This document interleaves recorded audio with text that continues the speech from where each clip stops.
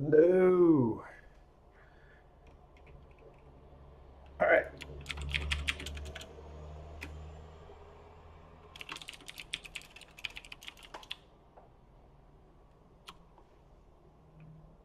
Back in a second.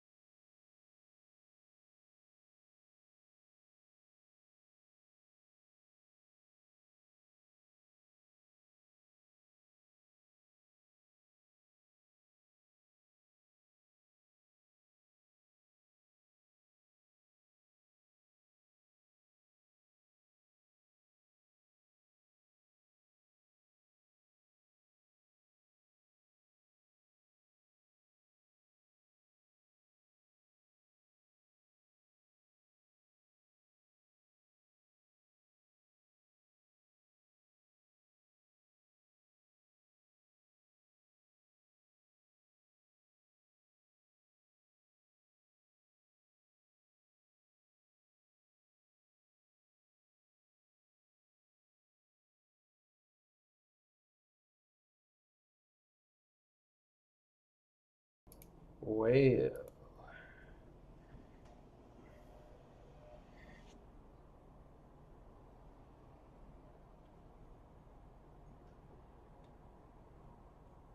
I do not know anyone at Twitch to nudge. It's not like I have any inside connections. I really don't know.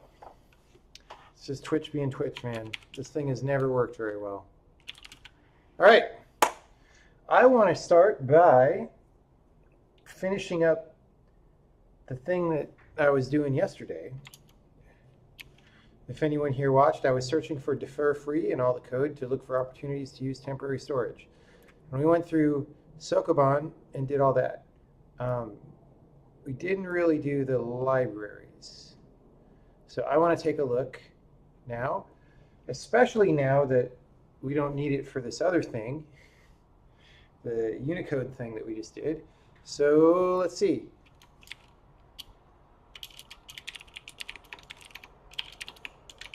Defer free.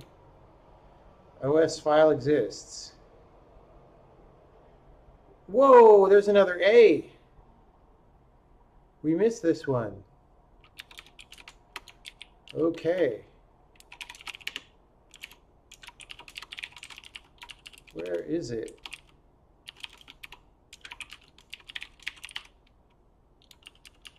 Where the hell is this declared? If my search program wasn't terrible, I would have found this. All right, we got to replace another A.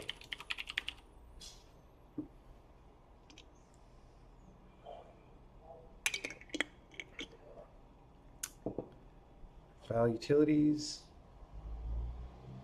Come on. Come on. Really? You're not finding it anywhere else? Did I miss it? It's just, oh yeah, it's down there. All right, never mind. Never mind.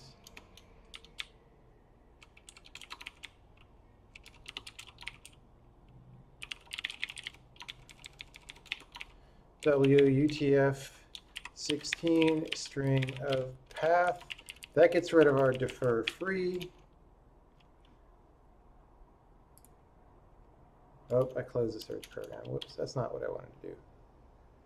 Oh, and of course, I have it set to the crashing LLVM backend because I just wanted to report that error to someone, but we'll switch back to x64. All right.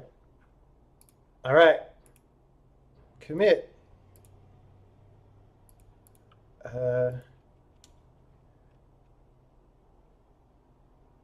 Eliminate use of another Windows A routine. Okay. Cool. All right. Run the search program again.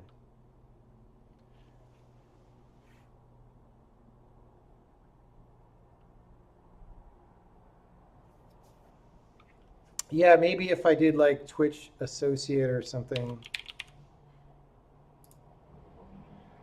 I don't know. I don't even remember how to do that. But maybe if I did that, I would get more stream priority. I just don't want them to like show more ads on my channel or whatever.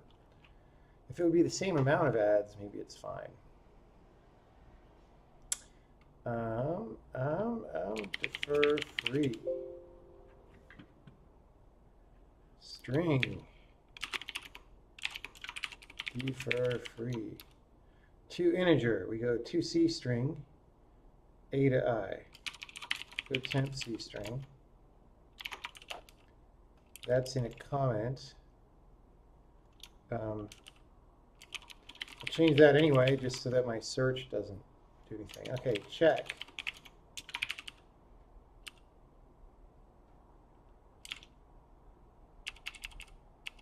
Things to do today. This seems really old. That's really old. But yeah, we'll come back to that at some point. Defer free. That's common. Did I get, I don't know. No, it's just highlighting is confused. All right.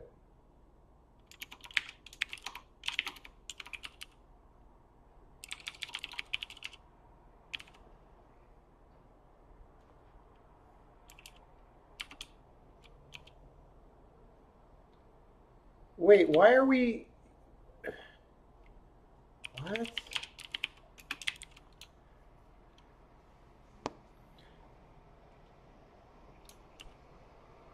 What? We're calling file open.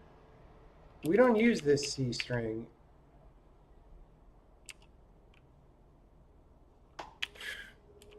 All right, well, it's good to check your code once in a while. Okay, that's legit. Defer file close. All right. Oh, I don't remember how many lines of code we were on, but we were on 61591 right there. 61596, 61599.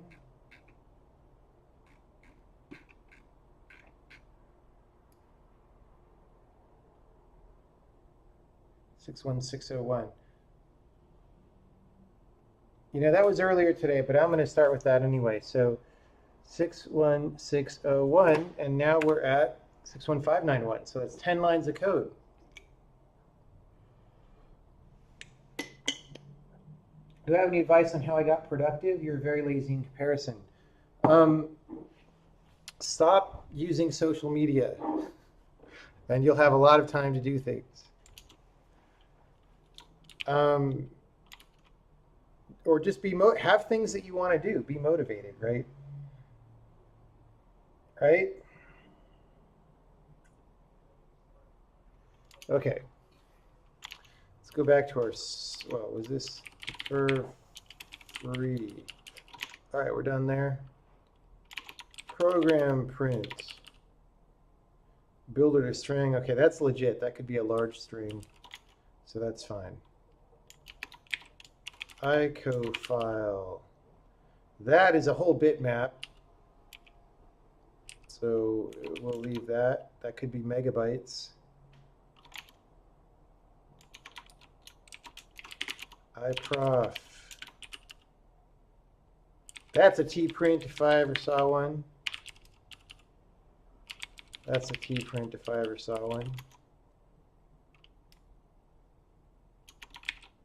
D3D compiler.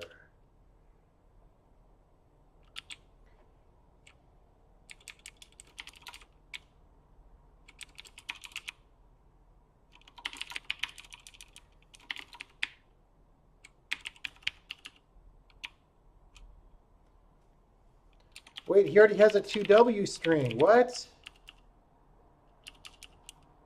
Wait, what?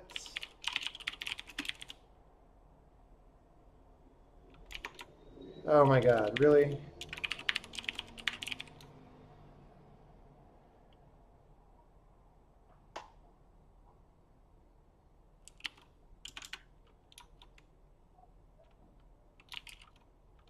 All right, that's not a real 2W string.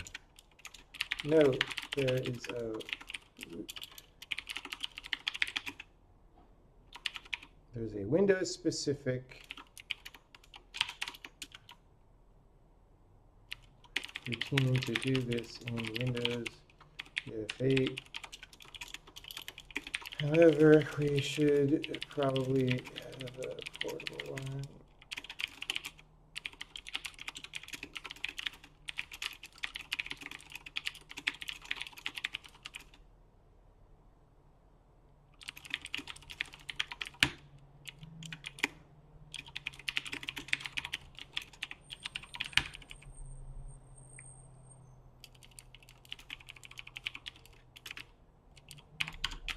Okay.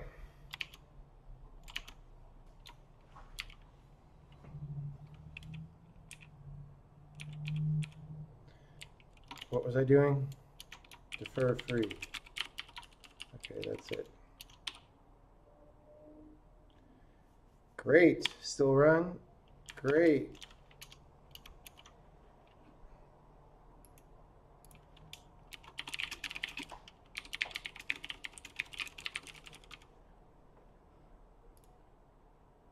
Boom. Okay, next. Defer free. So we're up through string. Oh, it's not in there anymore. Windows resources. Did I do file utilities? I think I did. No, I didn't. I didn't. Temp C string. Pass that to system.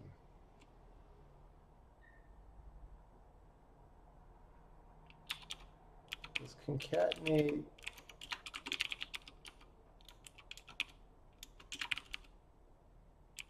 We don't set allocator, yeah.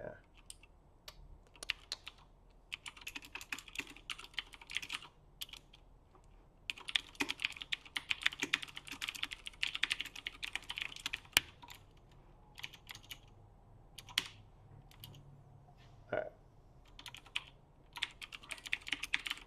So we're going to leave that one.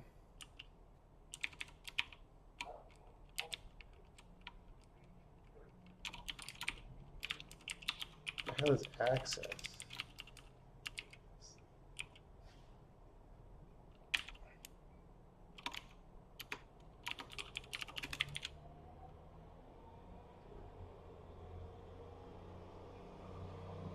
What? What the hell?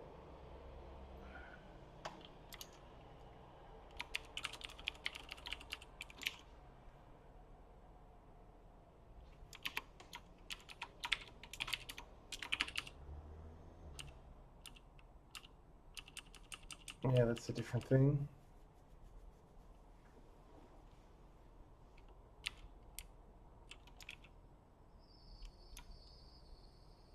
Oh, that's a Unix, yeah, situation.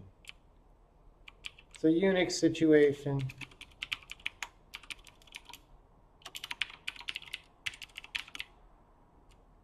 All right.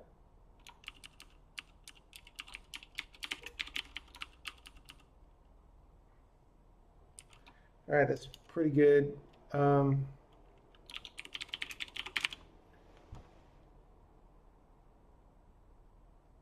Are we parsing C code? No, we're using a library called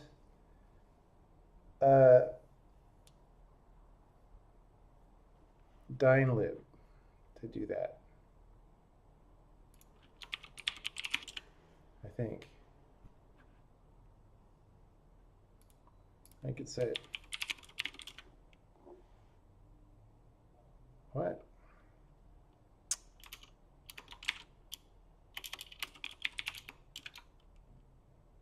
Oh, dyn call. All right. We're using this. It's very good. It's been great. These guys know how to make an actual useful library, unlike most people. It's been great. A boon to use. Okay.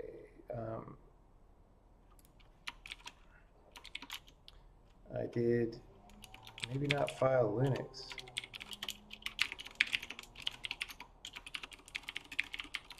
Didn't do this one.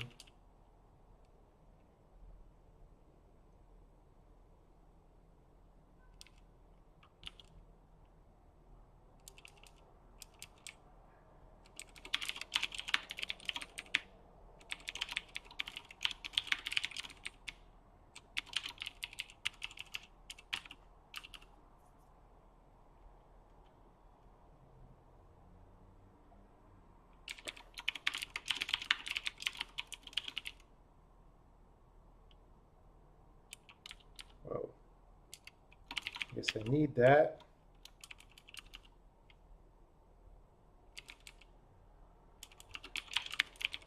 This doesn't even use C-string. Just like the other one didn't. Right, we did file Windows, we didn't do file Linux. Make directory helper.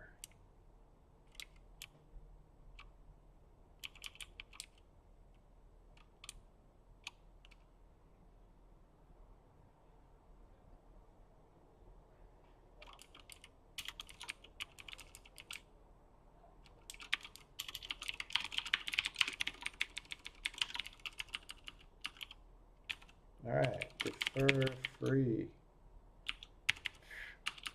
Don't do that. Don't do that, people. All right, where are we at now? Oh. 40466. Is that right? Wait, no, I didn't want to count that. I wanted to count this. 61592. Oh, we're somehow one line higher. Probably because of that big comment I wrote. We're still ahead for the day, though. Windows resources. Okay, that's a bitmap. Mem icon dir bytes. Yeah, we'll let that be heap. Yeah, we'll let that be heap. It's unclear. It's usually going to be small, that icon dir, but you never know. You never know. Window creation window. This is going to... Oh, I bet we have some A functions in here. Create window XA, load icon A. Oh, we got to replace some A's, guys. All right, first though, let's find other defer frees. This is going to be UTF-16 string.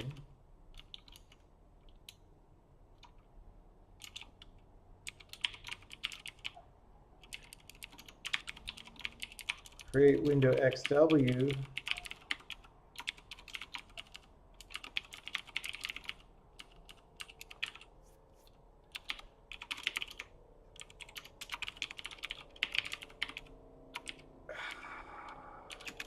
deprecated.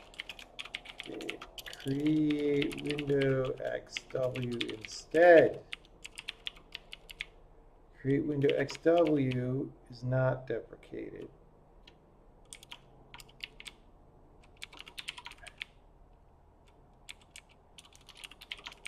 Let's see if that works. See if we still get a window.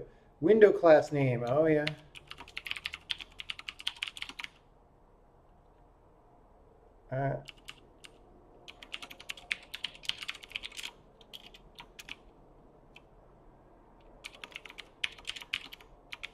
Like, why are we even bothering with that? See, temporary storage is so great. It's like, you know, one of the things that all the garbage collected language people say. Oh, you can just do things and forget about the memory. Hey, look, that's what I'm doing. It's great. Shortens your code. But you don't have to garbage collect. All right.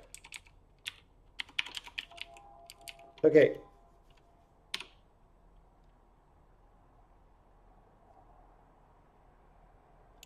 Oh, that's a Wind Class XA, not a Wind Class XW.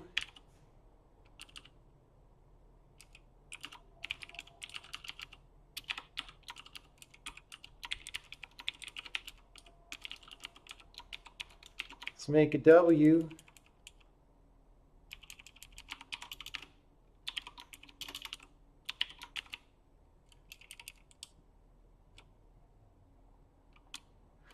Back in 10 June 2016, I said I guess I should be defaulting to W version psi.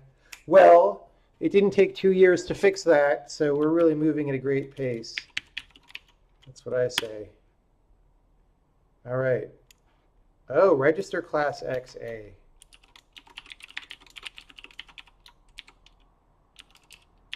Get window long. Oh my God. We're going to have more deprecateds.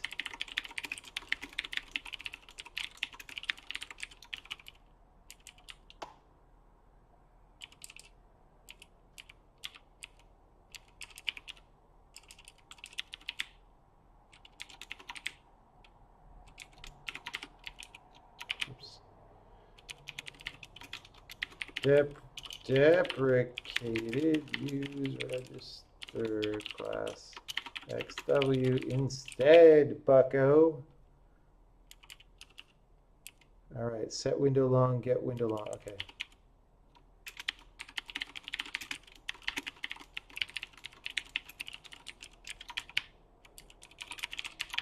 Okay. Load icon A. Oh, look at all these A's that I'm finding here. Holy cow, we got to do an A scan. A scan. Okay, we got that one. Got that one. Got that load icon A.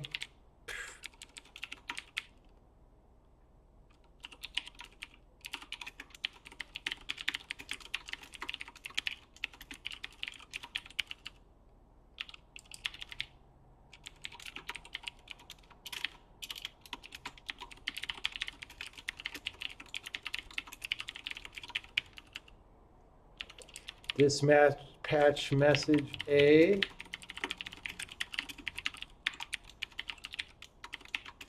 Sometimes you just gotta clean up your room. It got all messy. Of course, Windows needs to do that very badly. It's really not my fault. Peak message W instead.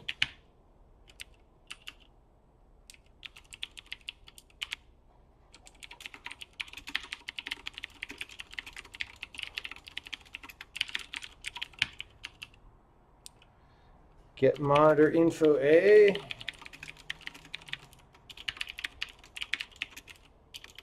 Man, this is such a garbage.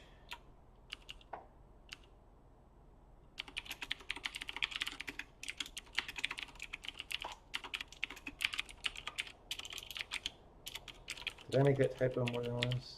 No.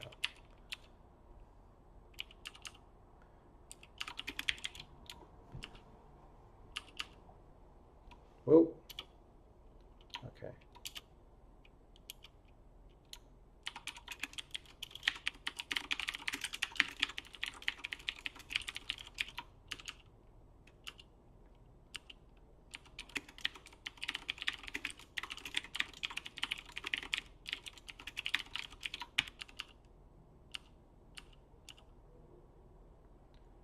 create process A, create process W,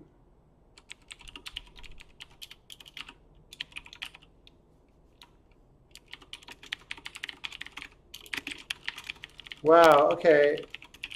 So I'm going to write down, since we're going to, this is clearly going to be more of a quest to get rid of A's. I have to write down that we left off in window creation windows with getting rid of the defer freeze. Or I don't know which one of these I'll do. I want to get all these and check this in, and then we'll see. Message box A.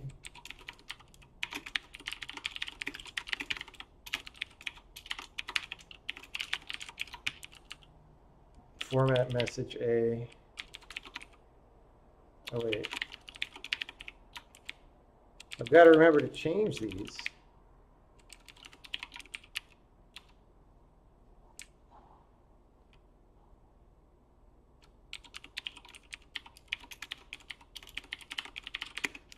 I'm sure whoever on the Windows team thought of this originally was like, oh, I'm a genius. We can just do this. And it's like, no, sorry, bro. Bad idea. You're making a giant garbage dump for the entire future. All right, let's see if I didn't make too horrible of a mistake. Okay, we got to finish this before we can check in.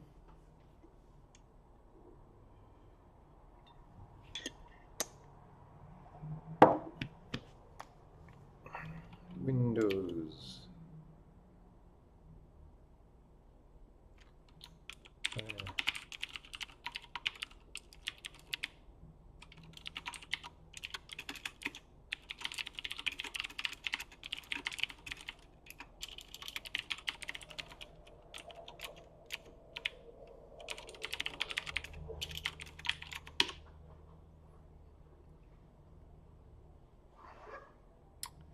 All right.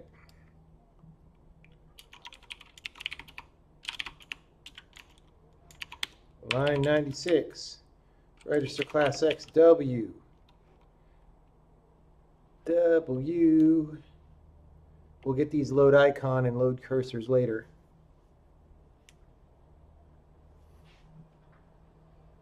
This, however, will implicitly, oh, spoiler, shouldn't say that.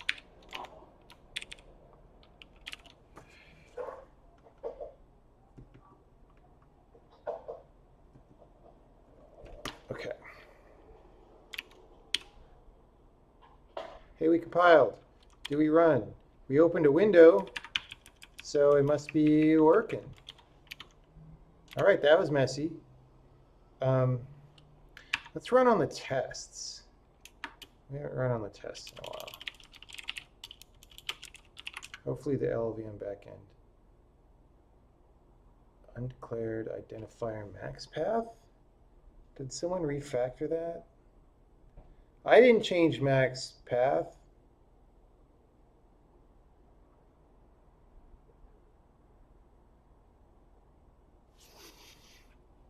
Someone else might have.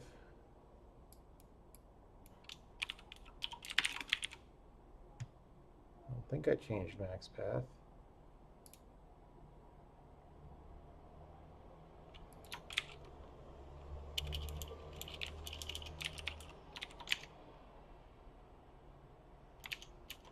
Why is that in? That shouldn't be in file.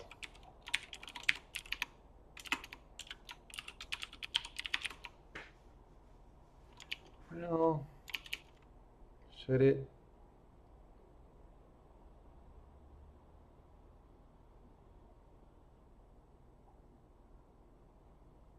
If BASIC is using it, BASIC has to have it.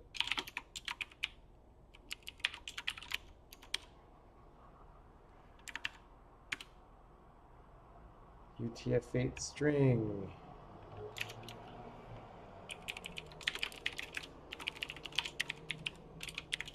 I really should have been running on the tests.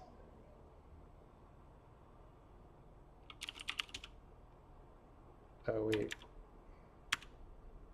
Yeah. One of the tests is failing? All right, failing test. We'll look that up too. But first, I'm going to get rid of all these deprecations.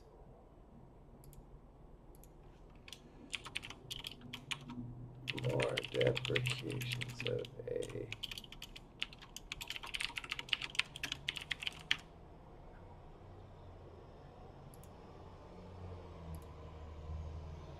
Okay.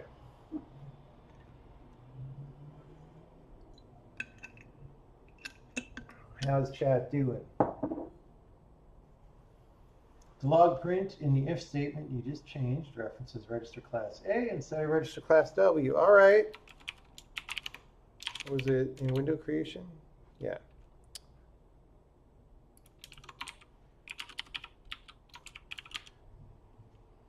All right. Well, how about if I start getting rid of these? Well, yeah, let's get rid of these.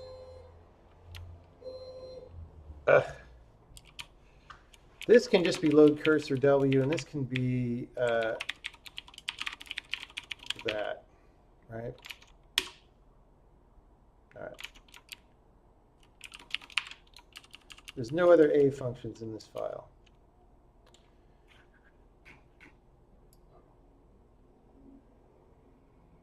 Let's go to Windows input.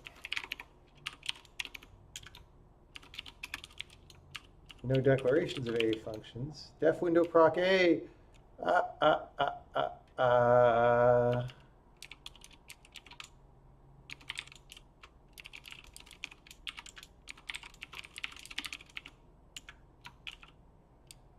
Alright. Will that just work? Like, I don't know if something else seems to be working. Alright. Like, I don't know if something else, because none of these parameters are strings. I mean, maybe sometimes these could have handles to strings or something, and that's why, I don't know. All right, file utilities, Windows input. Oh, we're in Windows input. Let's look at that. Peak message. Peak. Is there a peak message W yet? Let's see.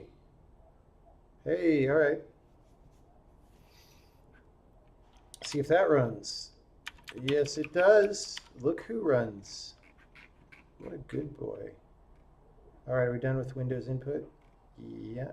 All right, basic Windows has a couple.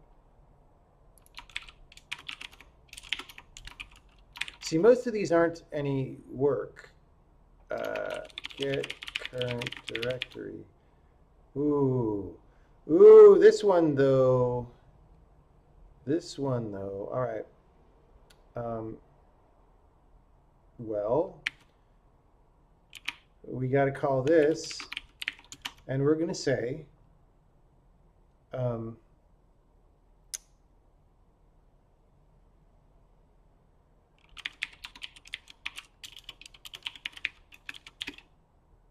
equals S16 alloc with size times 2 comma temporary allocator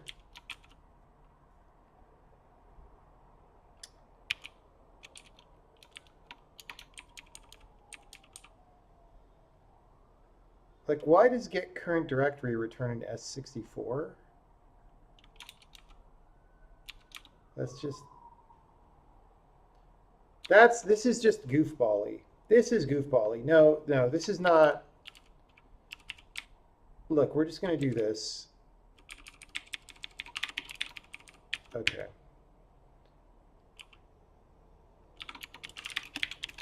I'm going to have to test result in some way. Return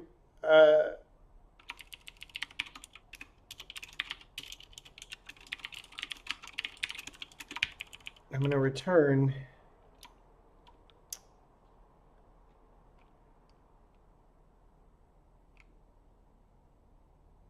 what was it called? UTF-8 string of UTF-16 buff. Right? Okay, well that's fine. The caller is different. All right. Get current directory W.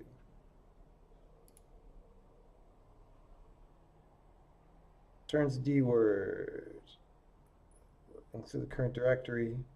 Pointer the output buffer. If the function succeeds, return value is nothing number of characters. Return value is 0. If result else string cool.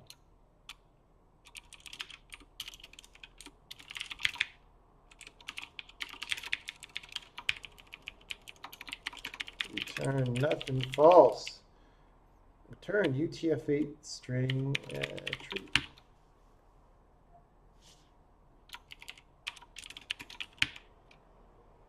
Okay, that's a better get current directory. And then hot loader.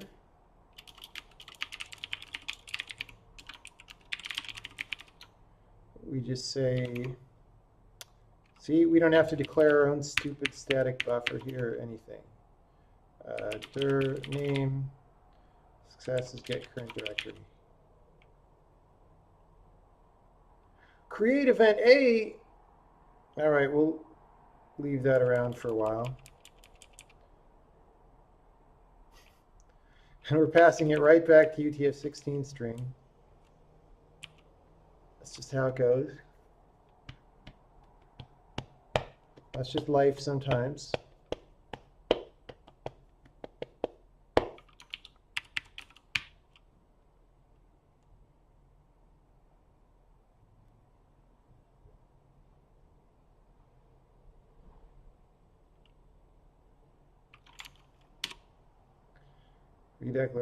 Redefinition of parameter dir name.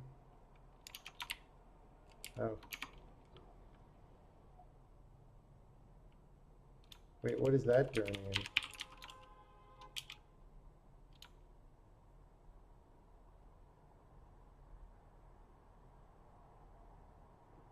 Wait, what did this used to say?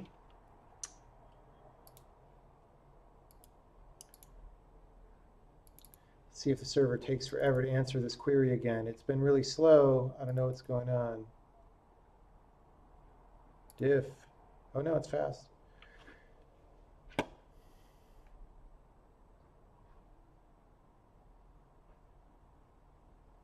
What line am I on? 405.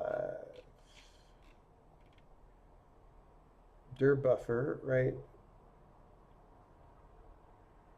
But what was dir buffer used for? Nothing?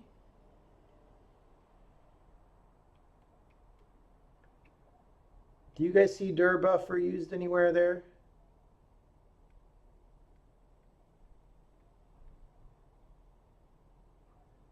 That's goofy. That must be old code, right? There's no dir buffer being used. Like, why were we even doing that?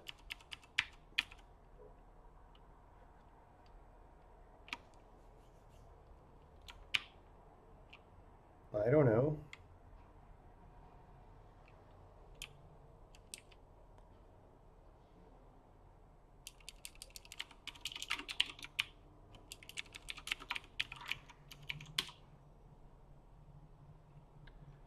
Declared identifier size.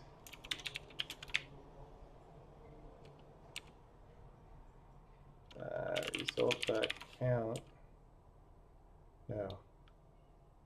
Max path.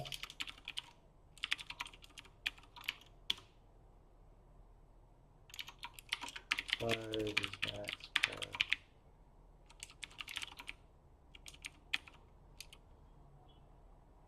I guess +1. Does max path include the 0 termination? I don't know.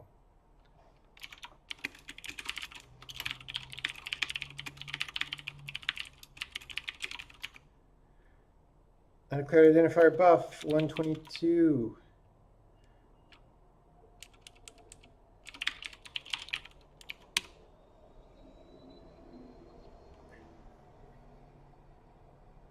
wanted U16. That's not.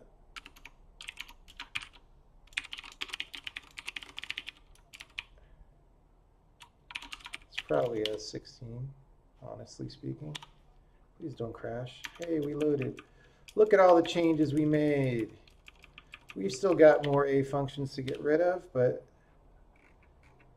not that many.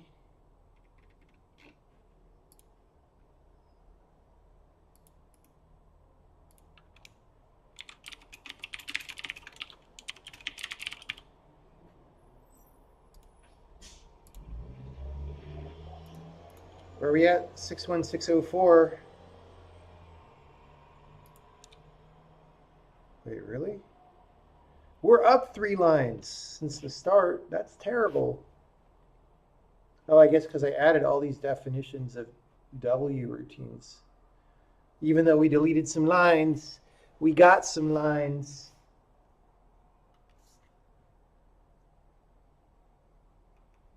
What do I think is the hardest thing to program?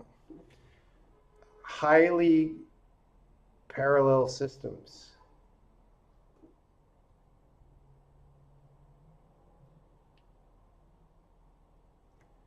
Highly parallel systems are very hard.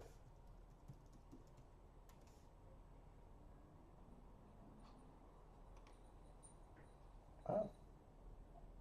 Look at all the viewers. Hello, viewers.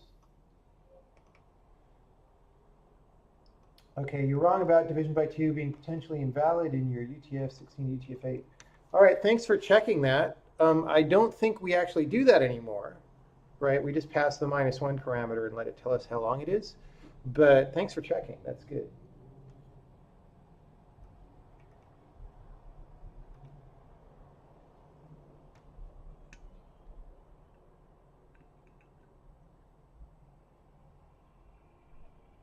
Hey guys, yeah, chill on the personal attacks. We don't need that. We don't need that. Even though I probably agree, if you're talking about open source, I probably agree it's bad, but you know, that doesn't mean we need to get vitriolic. What's the problem with the A functions again? They only handle ANSI characters. So if somebody has a username with Unicode characters, like if they live in India and want to actually spell their name not using English characters, or you know, a folder name or something, it won't work properly. So, I mean, it's sort of like there's all these workaround hacks in Windows. So like there's just really ugly ways that Windows makes stuff like that work sometimes, but at some point you're going to get an ugly broken string. So it's just better to be UTF-8 clean throughout the program.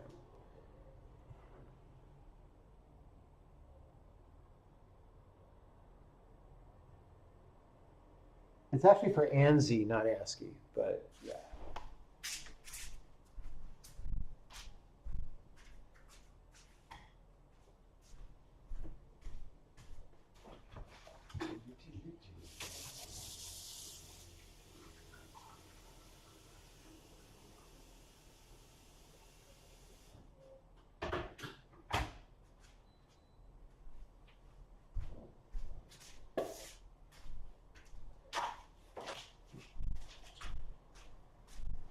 I've got the next chocolate bar ready, but I'm drinking a cold drink, and cold drinks and chocolate don't go well with each other.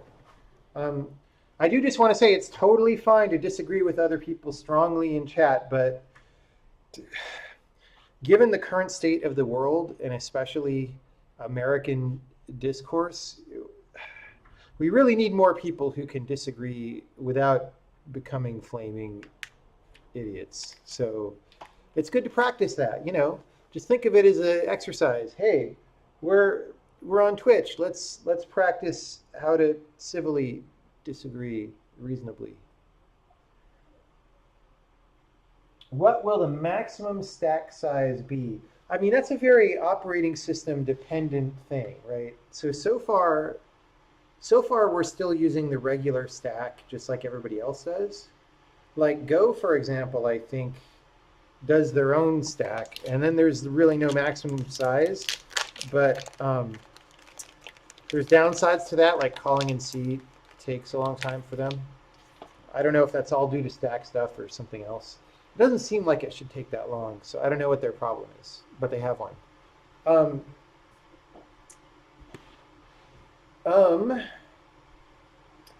But you know, I don't really feel like stack size has ever been a problem for me. Like stack sizes of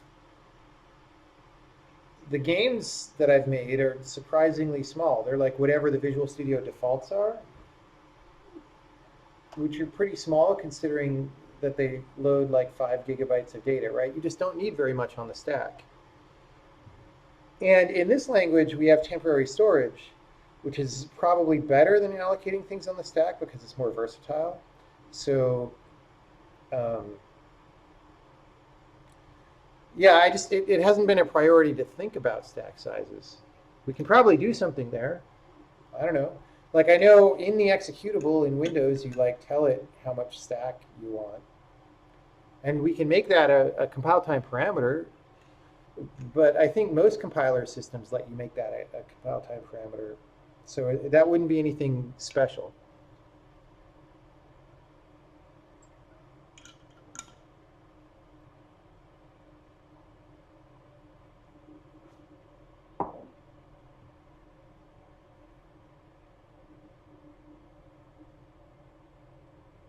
Is there a stream you can watch to learn about the temporary storage implementation? Yeah, I did a whole YouTube video about it. Let's go to, well, I don't know. I never know what's going to pop up on the screen when I open a new page. So let's not display capture for a second. Let's go to YouTube, go to my channel, or no, Creator Studio.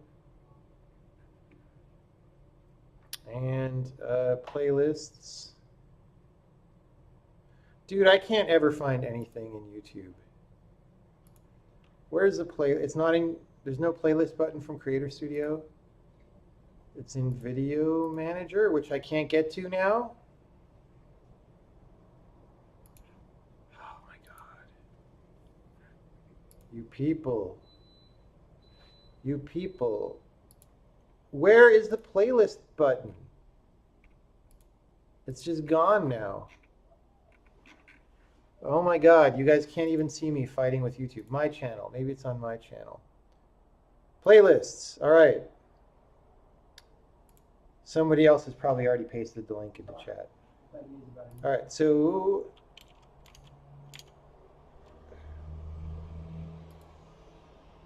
here we are. This is the original video, and there's a whole playlist here, and there's going to be one in here that's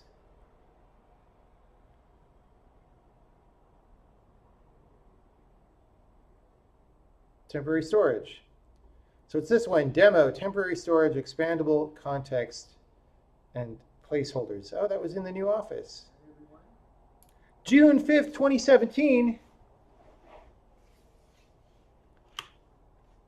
It's like 8 months ago.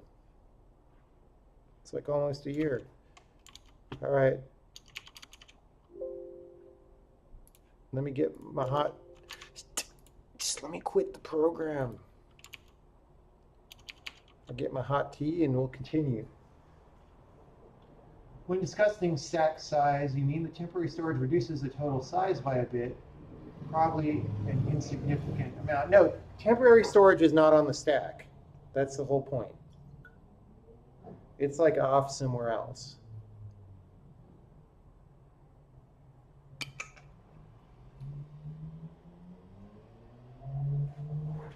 All right.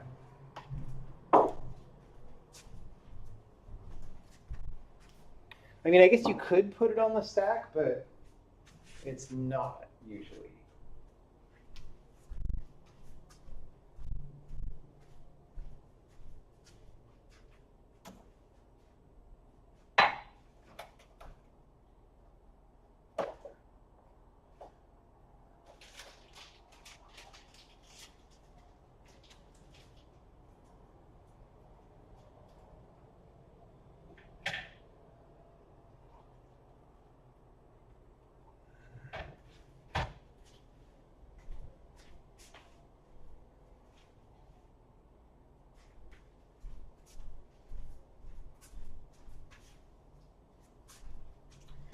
I need to get a little music track in Twitch that I play during intermissions when I get up.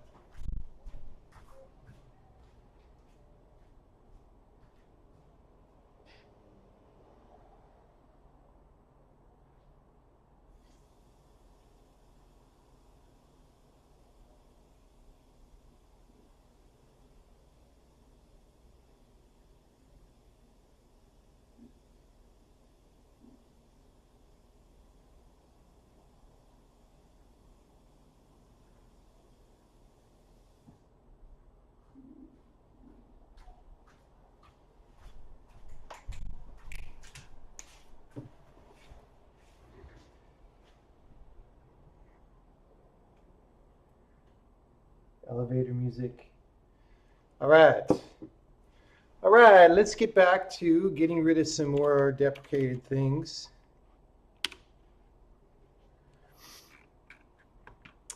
Create event A, set window long A. Like most of these don't matter because we're not passing strings. $3.95. Create, that can, like, look, we're not passing frickin' anything. So that's create event W, obviously. Open GL.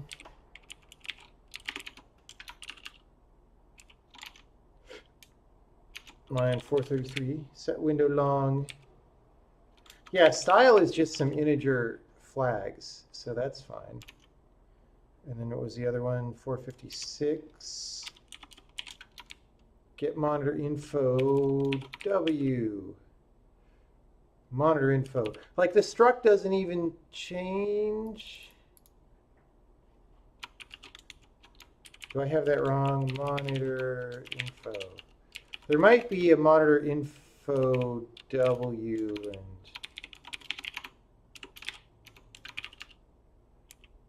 nope. Why is there get monitor info A when like neither of these, maybe the H monitor was created? I don't know. Doesn't make sense. All right. Does that run? Yeah. All right. Thread, create event A. That's easy. That's a W. And then file utilities. Line 102. Create process W. UTF-16 string exe string. UTF-16 string args string.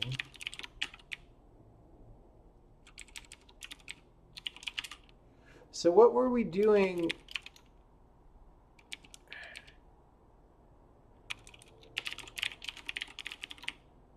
What were we doing that called this? Right? I mean, I remember the other day we were running Notepad and stuff.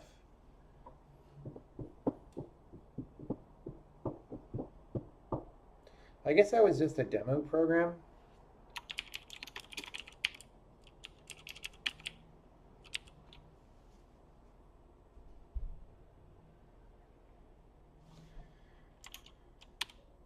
How do we know if this works?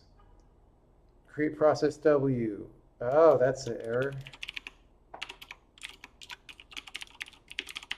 See, strong typing is so great.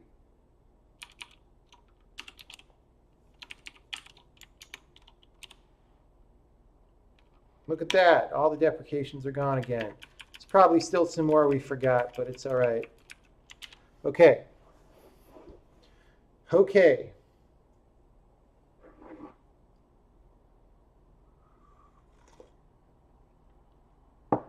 Woo. That's some Earl Grey.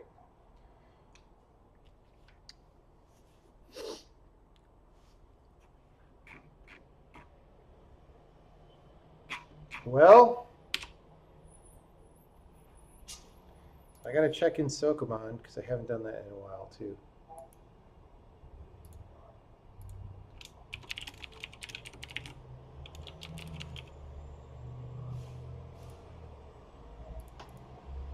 And then, well, let's put it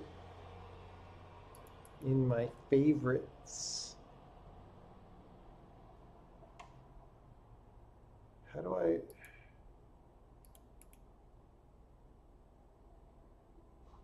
Pin to quick access. All right. And I have to accidentally copy it when I didn't mean to. God, did you see that like third of a second lag that happened there?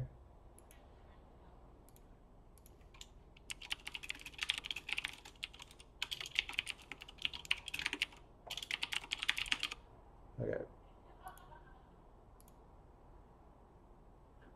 Let's not check in this. This is going to revert because that was just us putting Hello Sailor in the file. All right. That concludes. Oh, no, it doesn't. That was the thing I already thought that we had done.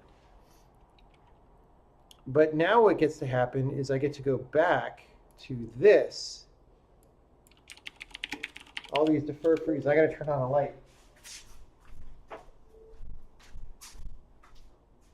I need more light in this room.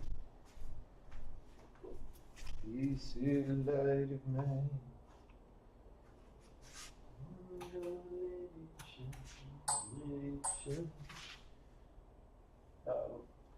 Let's use a power strip so we can get more lights happening. Power strip.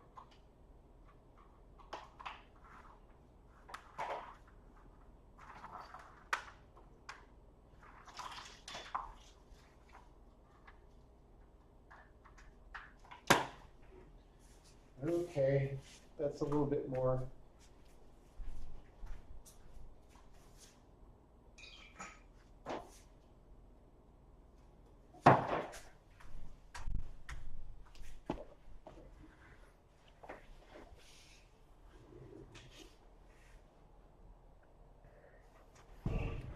Okay, we were at window creation windows, which isn't even in this list anymore. But it was before POSIX. Let's look at Windows resources.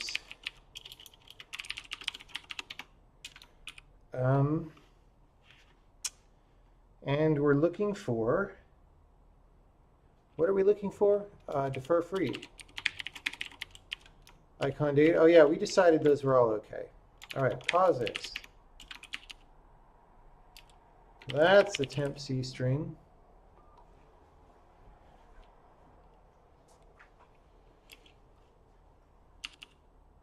That's it. All right. iProf. That's a T print. Great. That's it. Mixer. This is going to be like debugging info or something. Now that's even in a comment. This is back when I had malloc. Oh no, this is just pasted from C++, sort of, with some replaces happening.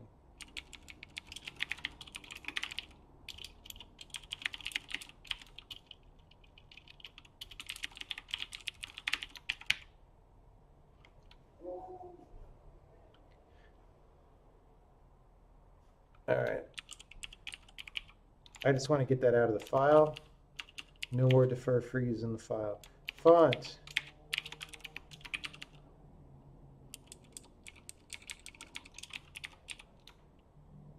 This code's going to go away, but we'll do it anyway. That'll be a good one. Pulling over the font code from the witness engine will be a good stream. Okay, font is done. Basic Linux. We might have done these. Nope. That's a temp C string. Just screw it.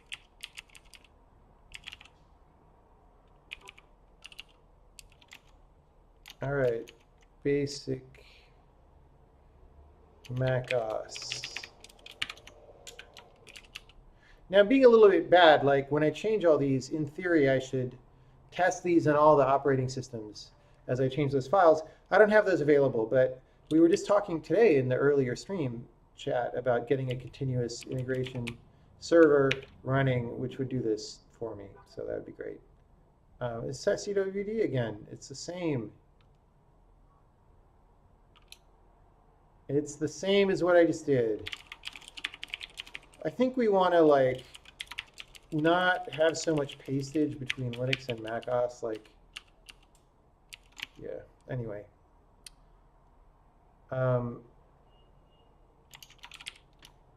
Like, why is this? Ugh. Ugh. Ugh. All right. Mixer also.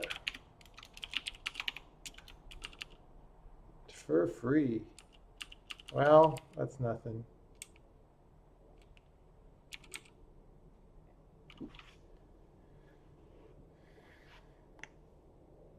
What? Why are you? Oh, because we don't have a way to alloc A.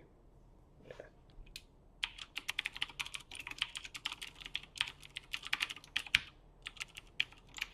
Yeah, whatever. It's commented out anyway. Basic Windows. I feel like we must have done this one. Nope. Look, it's the same. It's so much pastage. Well, except it's Chedar instead of whatever. All right.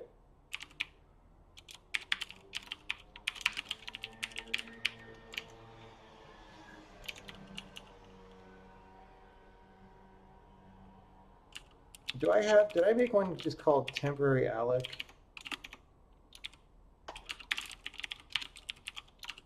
No, maybe I should. Anyway, clipboard text, we don't know. That could be big, so we don't want to put that on temporary storage. Get current directory, wait, defer free, yeah, that's it. All right, GL, this is the last file. It's the last file in modules, right? And we already did Sokoban on the other stream, so we already determined that all these are legitimate.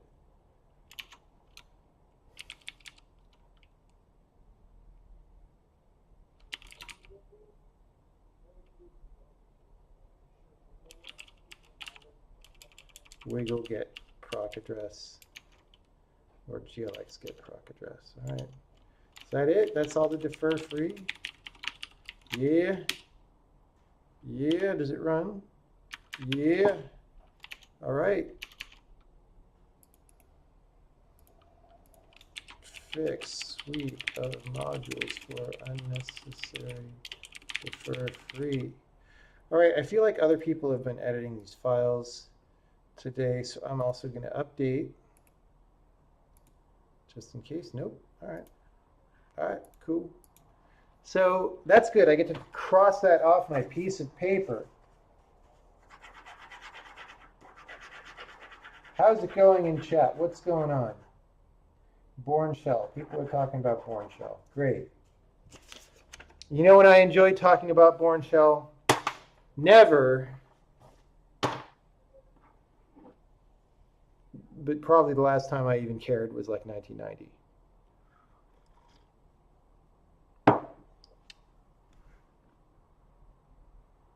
I was always a TC guy. I don't know why.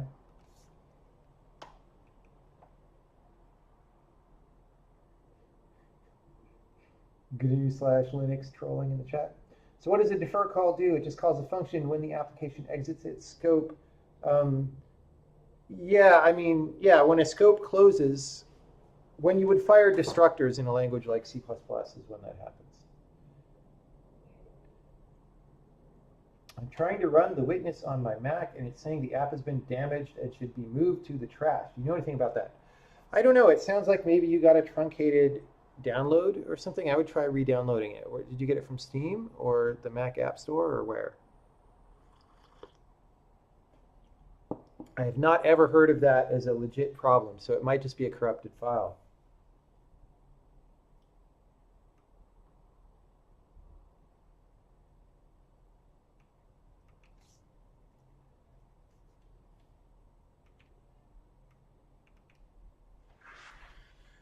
Okay, what do we do now?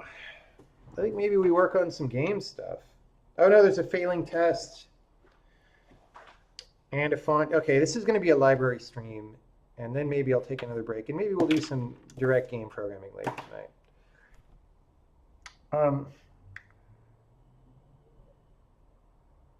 When will JV shall come out? Probably never, if I'm being honest.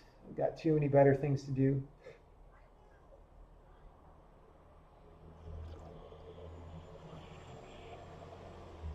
All right. This is kind of lame. If we declare a variable in static if, then use it outside the if block, we get used before declared errors, because static if will get flattened after the use. What? Oh, right. Okay. Yep, that needs to get fixed if that's actually what's happening. Too bad. Too bad.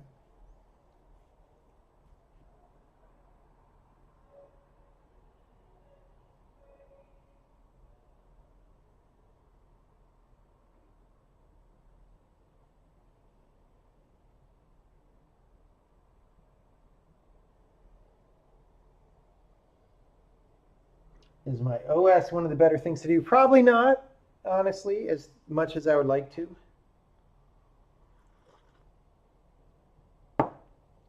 Probably not. I can't do everything.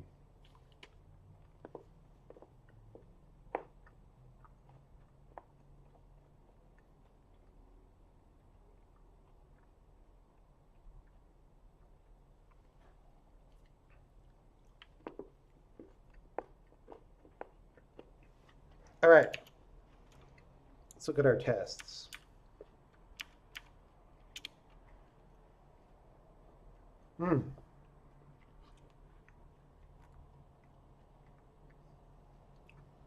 Oh, the tests just have old.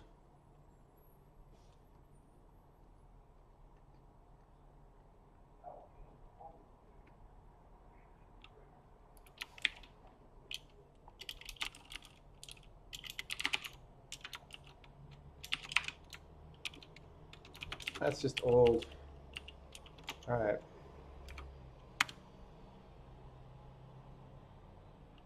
Okay, so we have a test failing. Expected 0, but got 144. Temporary storage and context.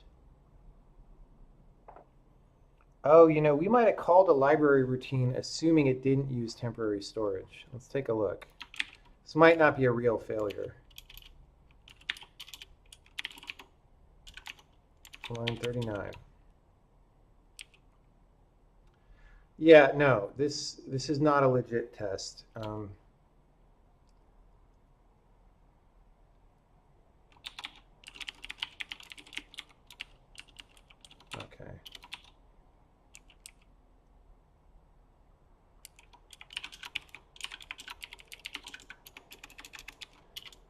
Given that this runs after some other stuff.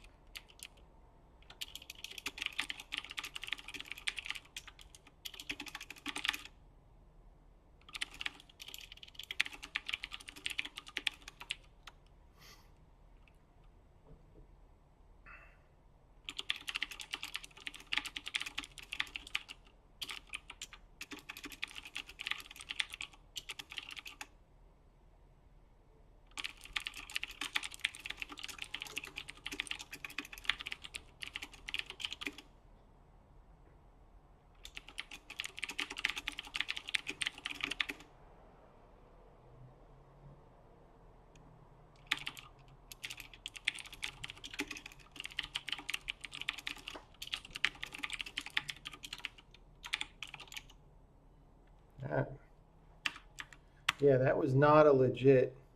That's just saying, like, look, man, the temporary storage isn't empty, which of course it isn't, because I just made a lot of stuff in the library use it. The reason it made sense back when I did this demo originally, which is where this test came from, is because that was like the entry point of the program was calling this, but now this is getting called in a compile time meta program that's calling a bunch of stuff. So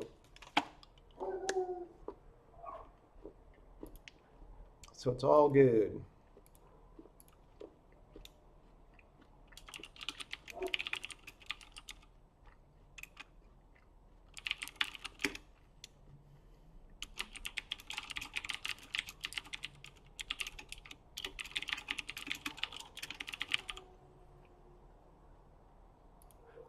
Okay.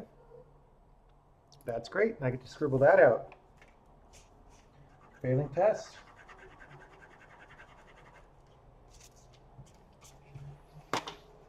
All right.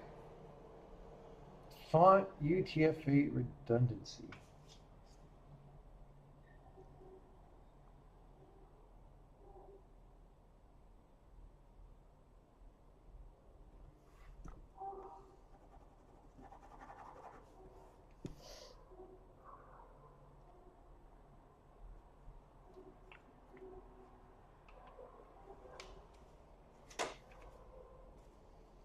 It's almost time for me to rewrite my to-do list on a new piece of paper because there's so many scribble outs.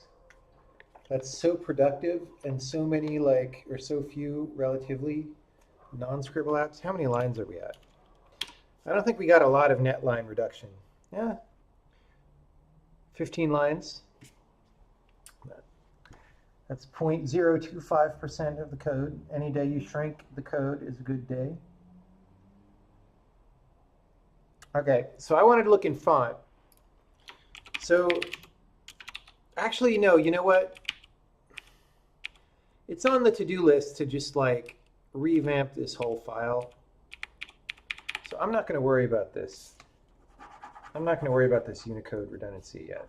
We're going to do a whole stream where we attack this library with the new version from the Witness that uses Harfbuzz to do international text nicely. So, yeah. I'm going to take a minute and rewrite my to-do list. Questions? Anyone have any questions? Tag them with @ and my Twitch name, and I will see them. Sometimes I see questions that aren't tagged that way, but not always. So if you didn't tag one and I didn't answer it, that might be why, or maybe I thought it was a bad question or not. A question I didn't want to answer. Okay. Do that.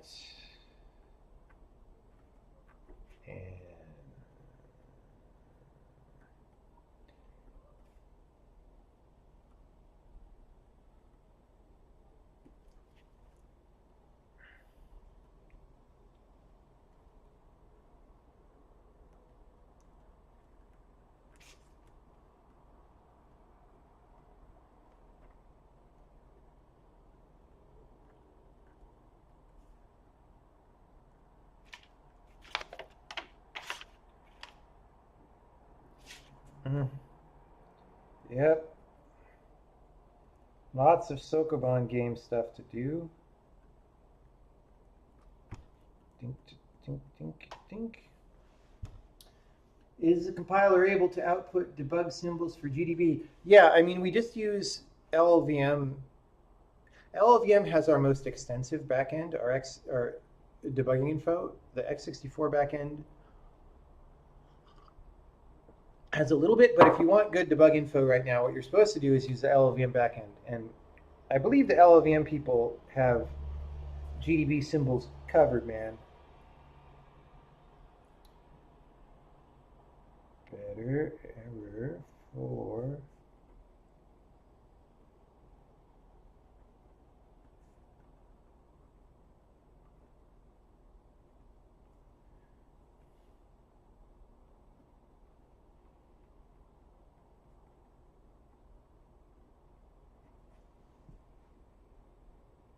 Is practicing game development with off-the-shelf engines a good idea, or do you think you should only ever write your own? It depends on what your goal is. If you want to practice programming, it's probably a good idea to write your own. If you want to practice gameplay design and stuff like that, then it's maybe good to use an off-the-shelf engine.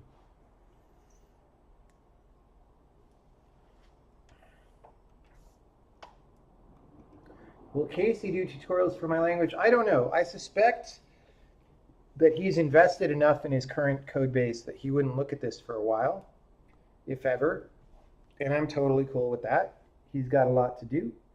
And he's sort of, figured out how he likes to do things in C or C++. So, that's cool.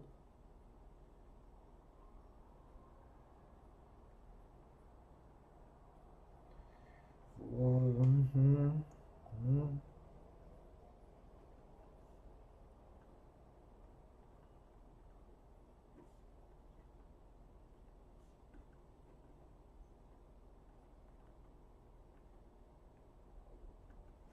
All right. This goes bye-bye. This is the new to-do list.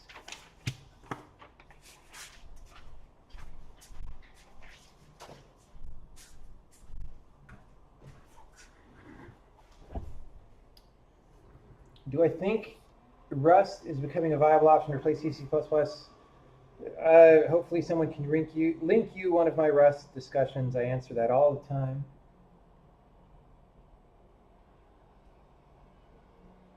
Is my intended copyright/trademark for the compiler going to prevent people from writing a different implementation of my reference compiler that would be like GCC with different options for whatever reason?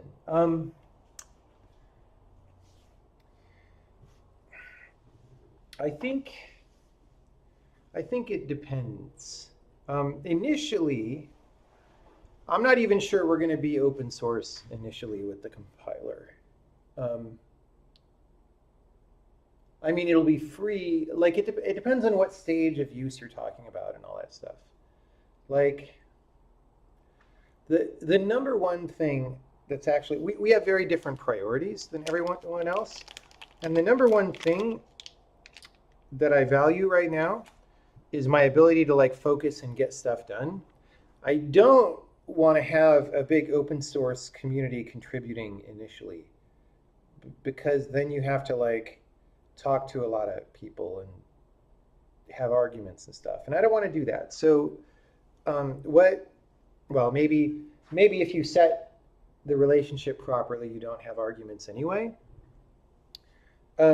But what I want to do initially is just have people use it, and we'll figure out what that means in terms of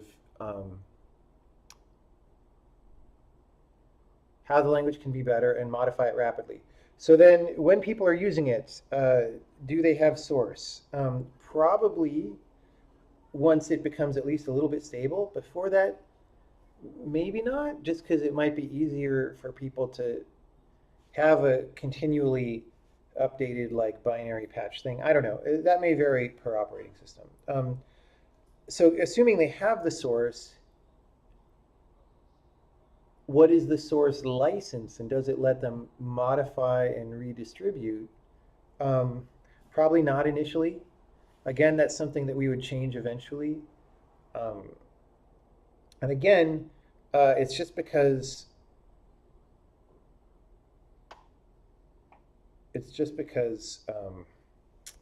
my priorities are a lot different from open source priorities usually. But we'll see. I mean, none of this has really been decided. Obviously, as you go very far into the long term, it probably becomes traditional open source maybe, but in the short term, we need to keep working at a high velocity, I don't know.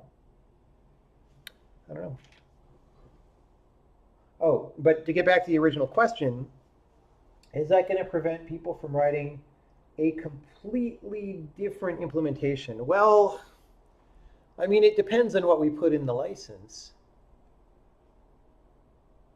I assume that we would not permit derivative works initially, which would mean that if you rewrote something by looking at ours and like transcribing it or whatever, that wouldn't be okay. That would be a copyright violation.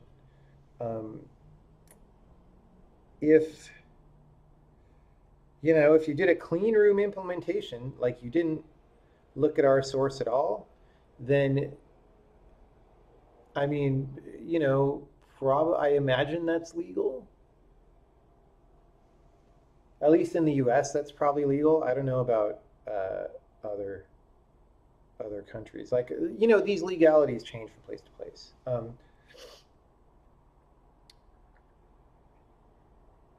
You know, but I'd much rather, you know, instead of trying to make an entirely compatible implementation of a reference compiler, I think it's much better anyway if people just take their own ideas and run with it, right? Like, not everybody is going to agree with me about the best way to do everything. So if you disagree about certain things and agree with other things, then hey, make something that's kind of the same in the ways that you agree and is different in the ways that you disagree, and we'll just see how it goes. Like, I think that's better than trying to build some software exercise that reproduces something that already exists. I don't know, maybe some people like that, but it doesn't make that much sense to me. Why a paper to-do list? Because crossing things out is satisfying.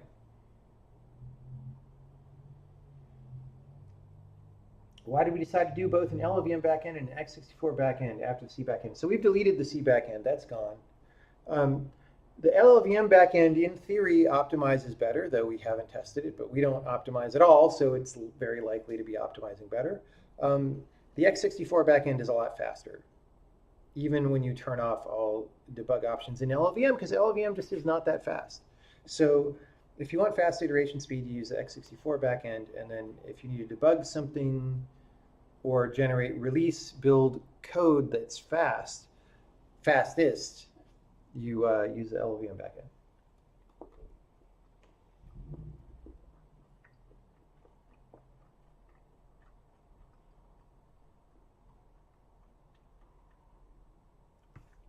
Which operating system do I prefer working with as a whole? I mean, I use Windows. I don't really use any other operating system. I've tried to switch to Linux several times. I try every few years, and every time I try, it just doesn't work well enough for me to use it. So I don't know what people are thinking. You know, in principle, I would like to support a free operating system that isn't trying to manipulate its users and isn't trying to show ads at them and take telemetry on them all the time, except of course Canonical is doing that too, so you need some other branch of Linux.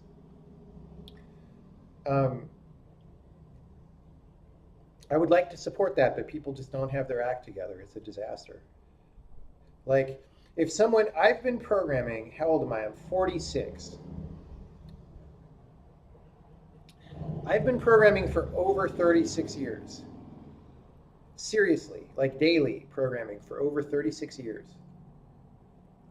If I can't deal with switching to Linux, how do you expect a normal person to do that? It's crazy, right?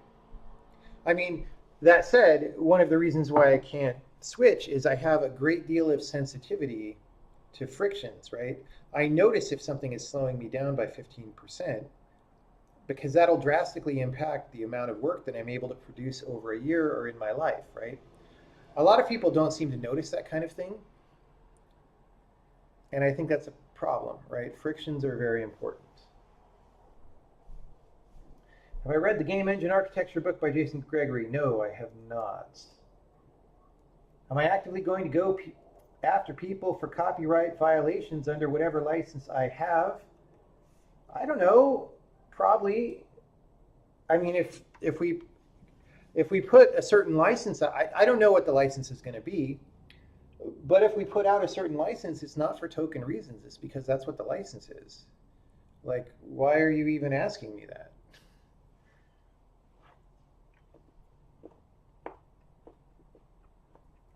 Have I talked to the lawyer yet? No. I wanted to. I've just got so much going on.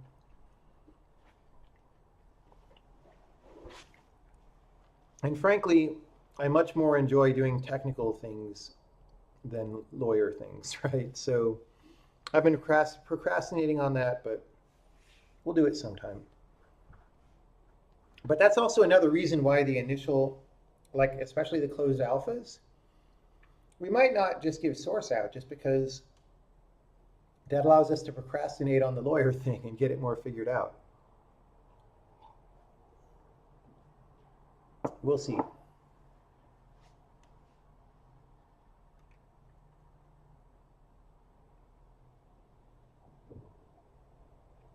Maybe my preference for DirectX over OpenGL causes more friction in using Linux.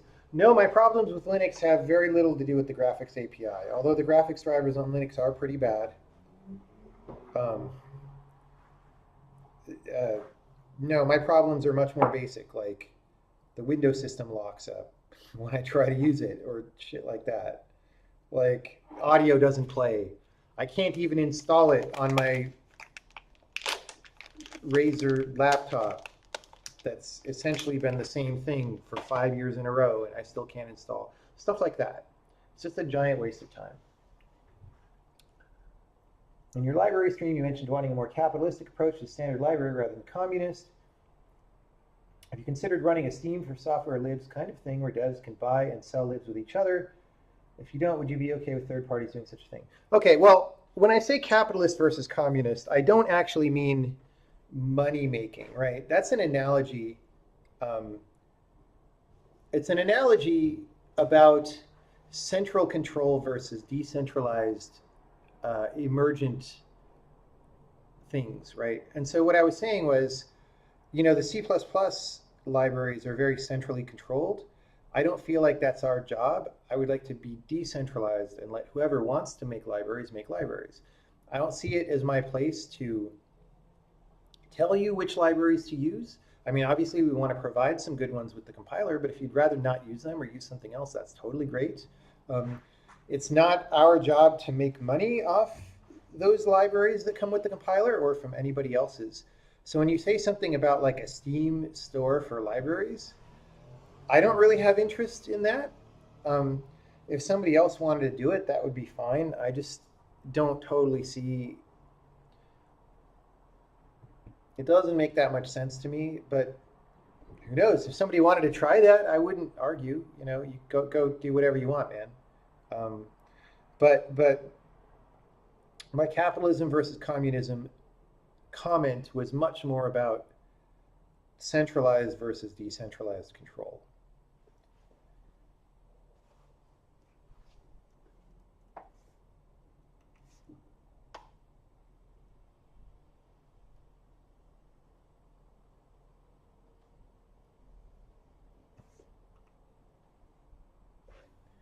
All right.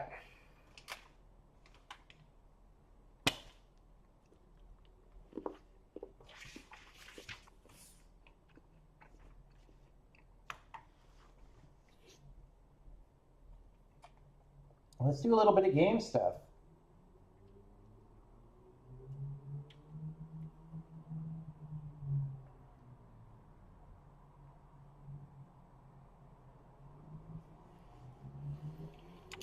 I mean, it's still going to not be gameplay stuff, but it'll be, So one thing I wanted to do, for example, notice when I go in the editor here, I have a mouse pointer. We have some logic that decides when to draw the mouse pointer. And it doesn't come on when the console's open, which means that I can't select text very intelligently. So I just wanted to fix that, first of all. And I don't remember where that is. It's probably in main. OS show cursor, input application has focus. That's if we're in the game.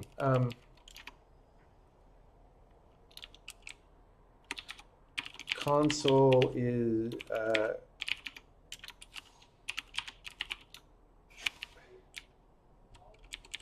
console is open or that. All right, let's try that.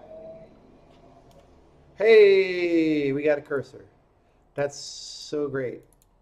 Wow, this shadow distance is inappropriate at 1080p.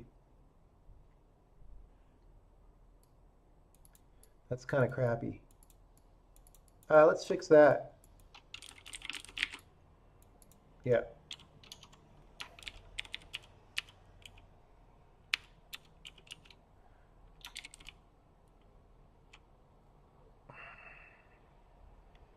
Does the console even know?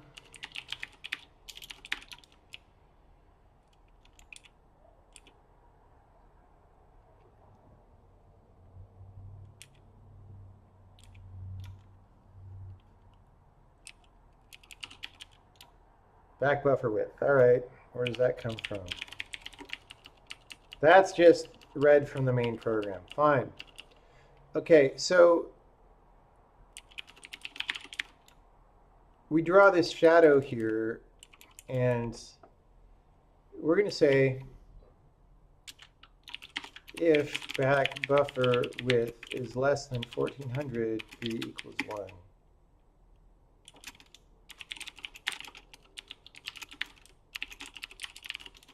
All right, so now, wait, this is 1080p, right? So that's 1920 by 1080. Back buffer height. All right.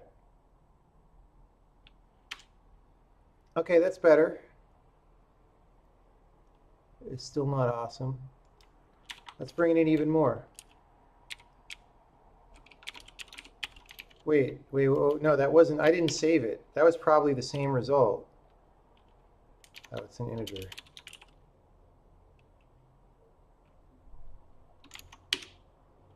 Wait, are these really integer? Yeah, I guess we only draw text on integer boundaries. Okay, that's better. The other one was the same. See, it's easy to fool yourself when you know what you're looking for. All right, that's better. So at low resolutions, we just pull the shadow in.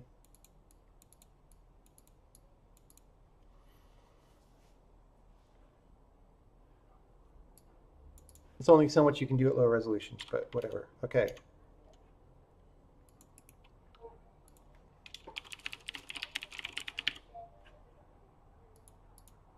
No, I'll check it in. I'll check it in for people.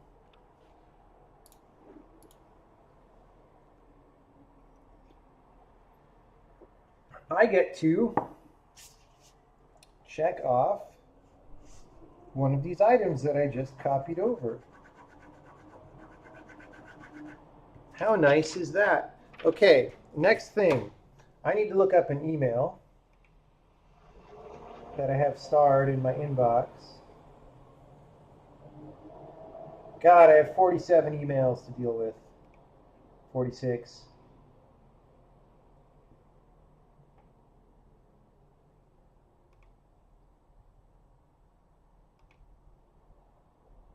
$45. All right. A couple of them have been handled. Okay, this one.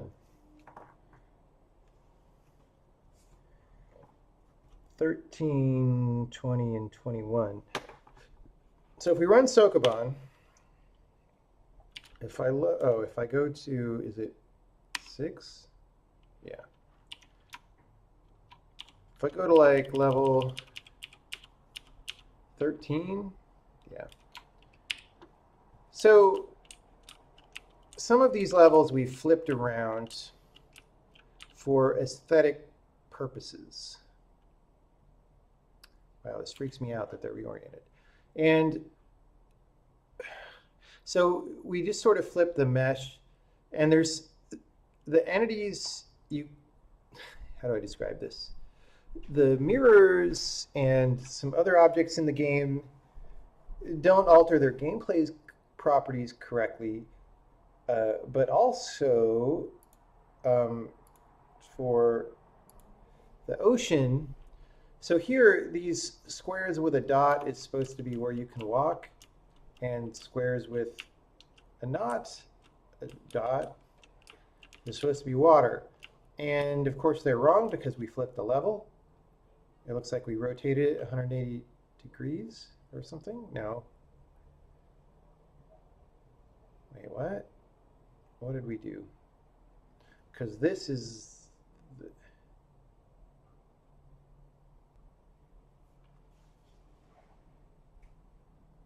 Oh, no, I'm looking at the wrong thing. Oh, there's this mouse bug. Like the mouse rotation bug. Let's write that down. Sometimes the mouse just starts rotating like that. I don't know why. All right.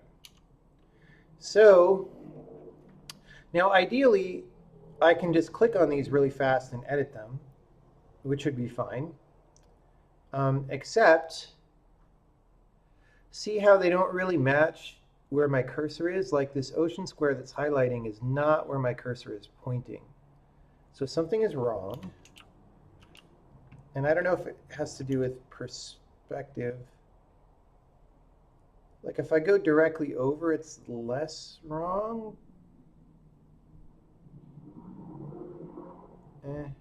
No, it's still wrong because like here, yeah.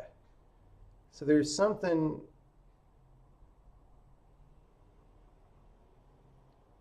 wrong with the ray casting.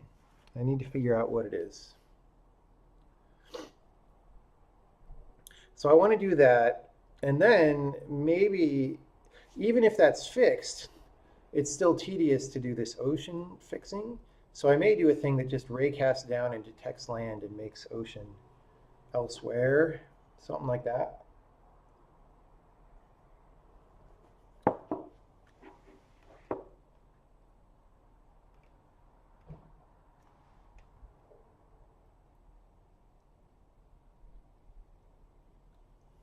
Well, flipping an X and Y is the same as a rotation.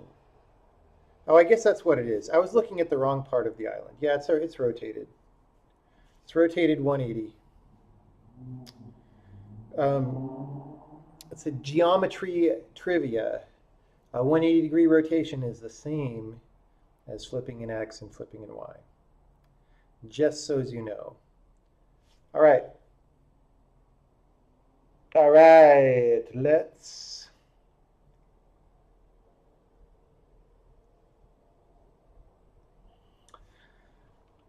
well, where is this ray cast? It's probably in energy panel, but I don't actually know.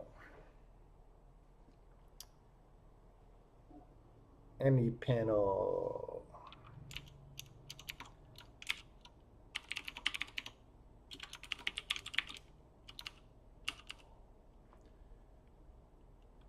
Get basis vectors for the camera.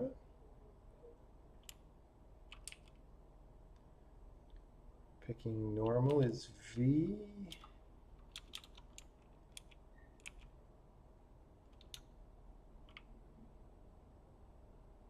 Oh, I've got some prints in here. All right, let's just make sure that that's correct, because that could be wrong.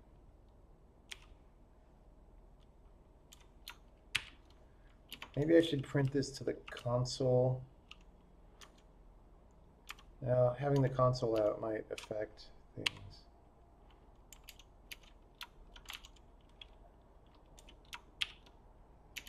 Error 1.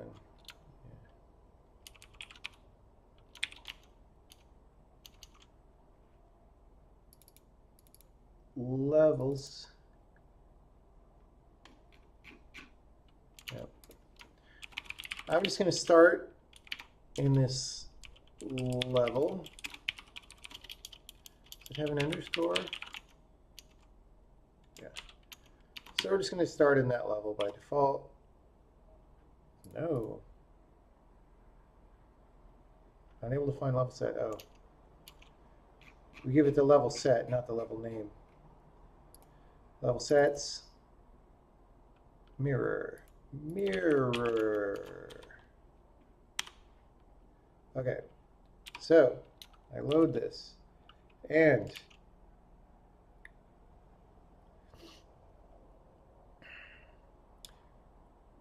cursor 0.45.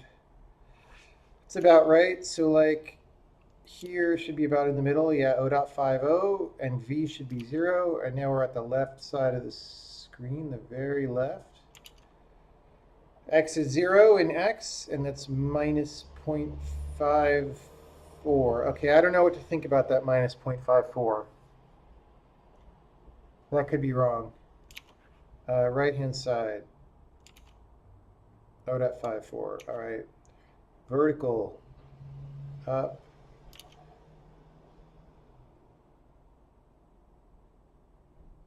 Y is 0.48. 0.7.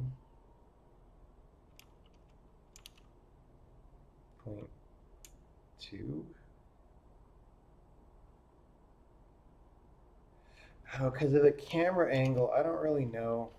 I don't really know what's the right answer. Let's go right over. It'll be easier to understand. So y is -0.22. Y is 0.37. That seems very asymmetric to me. Doesn't it? That's supposed to be a direction vector. But the z-coordinate's pretty different. There's probably like a max angle that I can look downward with this camera control. I don't know, people. Okay, where is this coming from?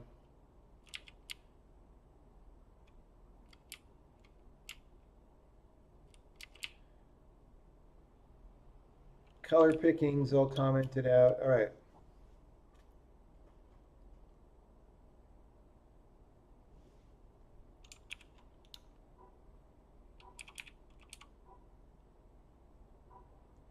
Get editor cursor vector.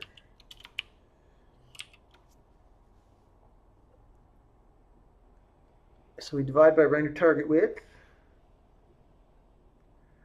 Really, that should be divided by window width.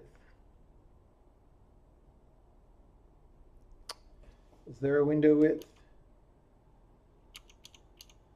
Because those are... I don't think these two things are going to be very different, but...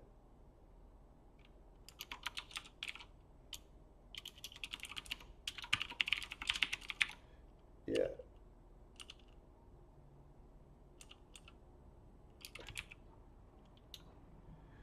Oh, that's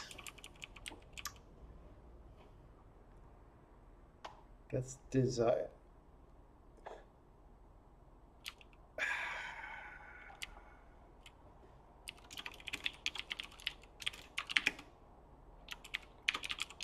We should use back buffer width, but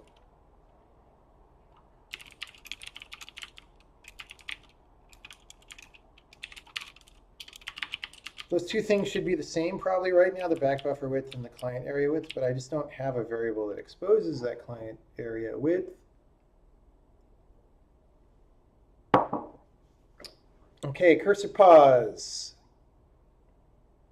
Like, why am I returning this?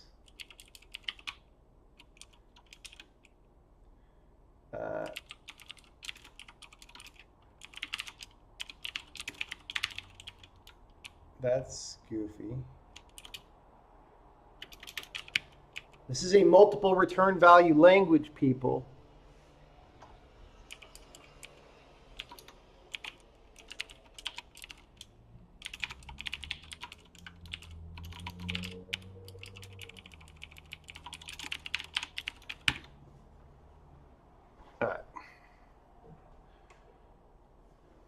So we're getting a projector in world space.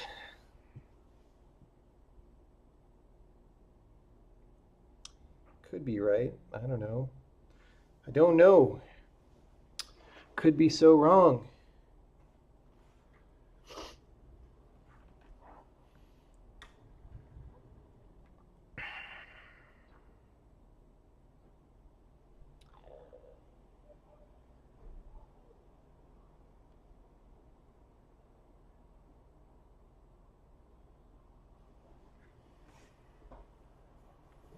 Normalize that and return it. Okay.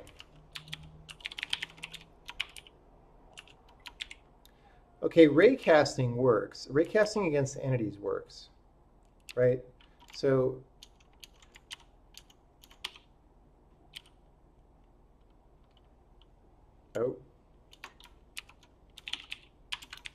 so that leads me to believe that all this stuff is fine, unless we screw up the... yeah.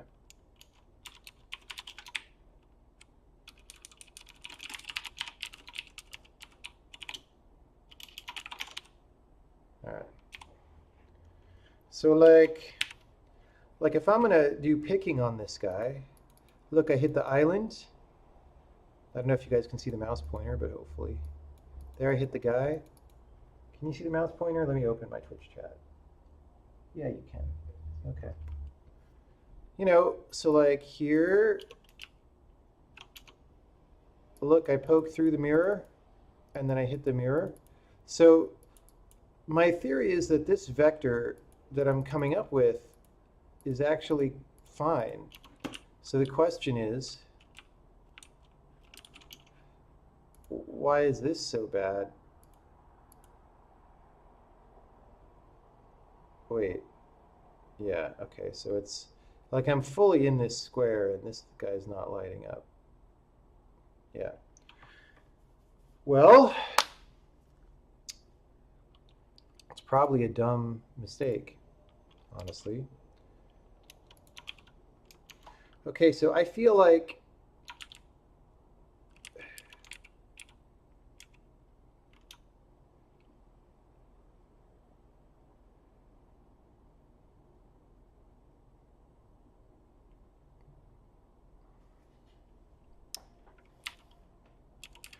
how about this? Since we know this is happening multiple times,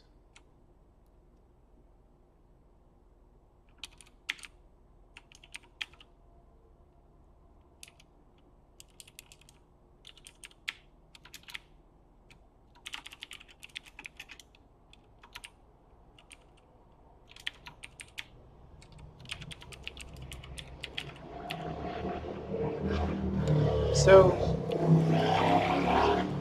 loud ass motorcycle. If somehow the rendering transforms are set up differently, the two times we call this,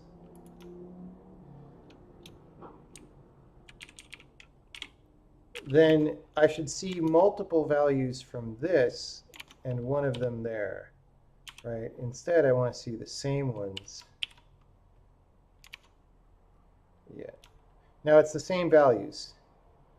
It's giving us the same damn vector when I select these things.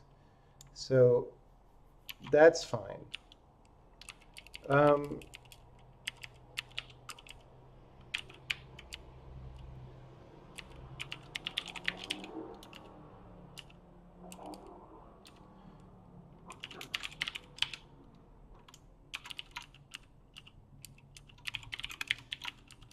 So now how do I decide which, I don't know where that code is.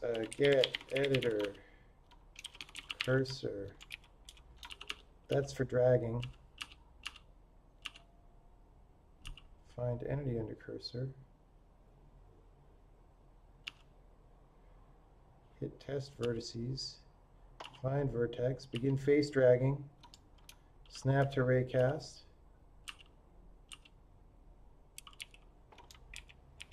I don't know. While that slow ass program is running, I'm going to look at the bitmaps. Is it in editor? No. Bitmaps. There's like some ocean, no. Let's look for that. It's not there.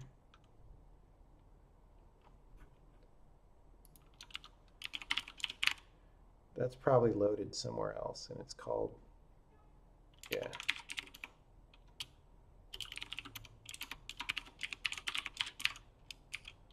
Oh, ocean normal map.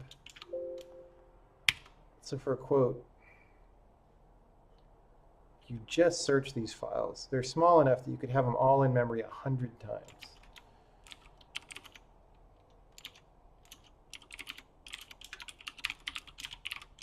Okay, ocean no map.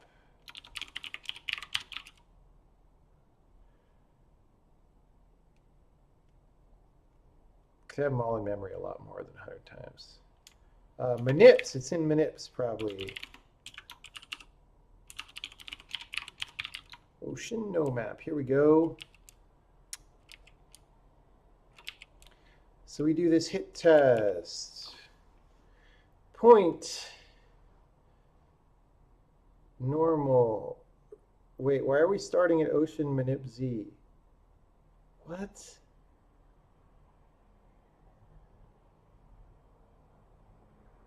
Right, that's the plane.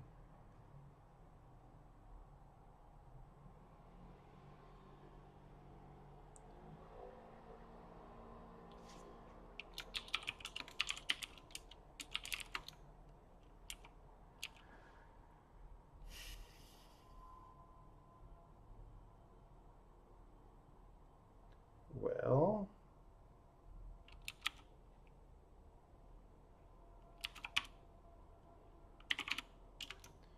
I'm going to bring back this print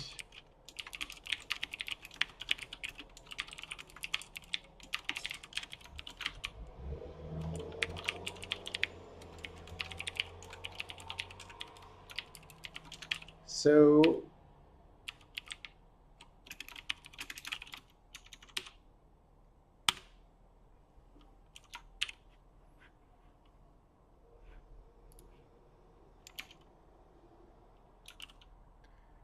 picking origin somewhere, picking normal. That is not,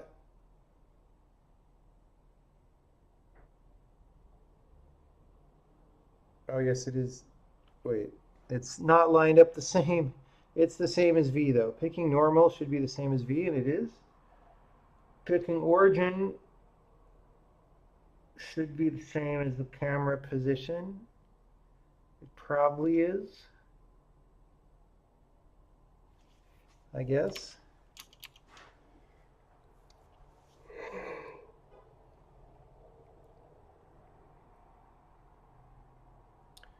Ray intersects plane at point.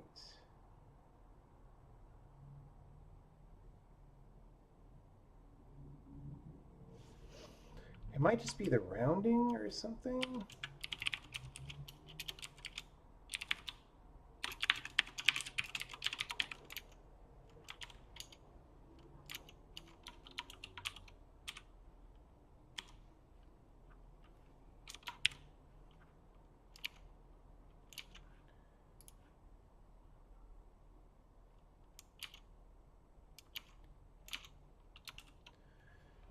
Well, I should have something that I know.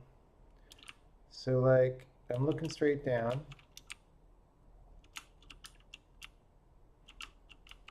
And this is the 0, 0, like, okay. It's hitting at 0.56 minus 0.19. Z equals 1. So first of all, why is Z equals 1? That would do it. That would do a lot by itself. Like, why is my plane from point and normal wrong?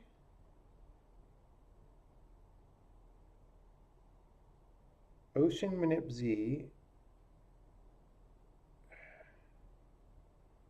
I mean, this is copied over from the witness code. It should be okay, but sometimes there's just bugs.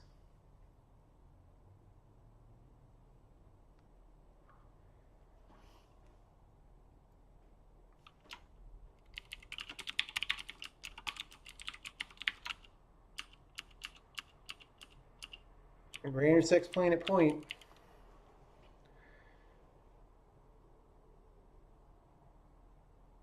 Well, I'm going to rederive this. Oh, actually, here's what we should do.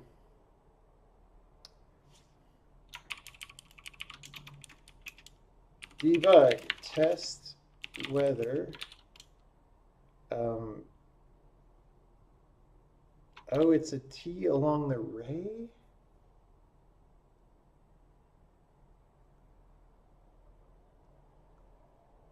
Right. Okay, well that was not right.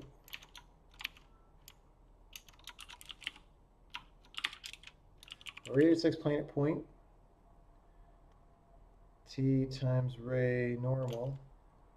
Is my ray normal a unit vector? It looks like it. Yeah.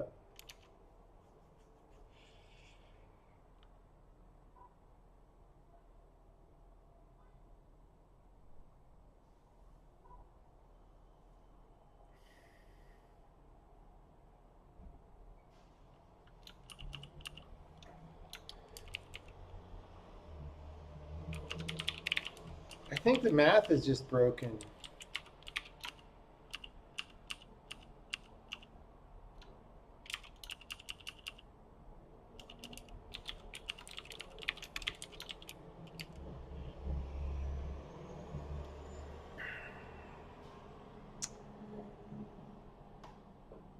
I guess I'm going to rederive this.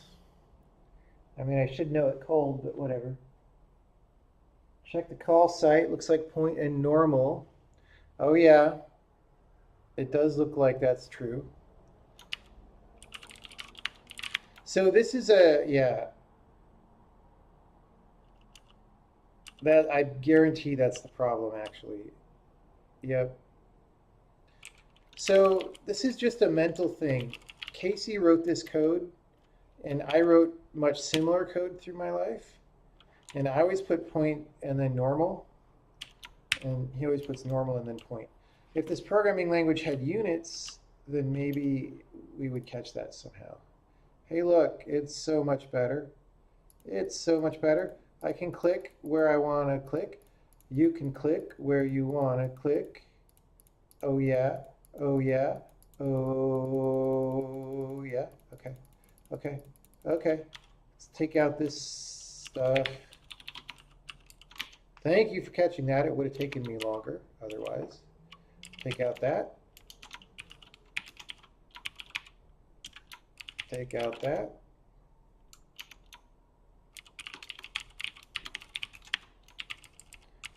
Take out those. It's just the danger of like using the same data structure for two things that are kind of the same but not really the same. It's easy to make mistakes. Why am I not loading the level? Oh. When we hit Alt, yeah. We go into kind of some weird situation where we hit Alt and then keystrokes don't register until I hit Alt again. Windows is such a pain in the butt. All right. Yeah.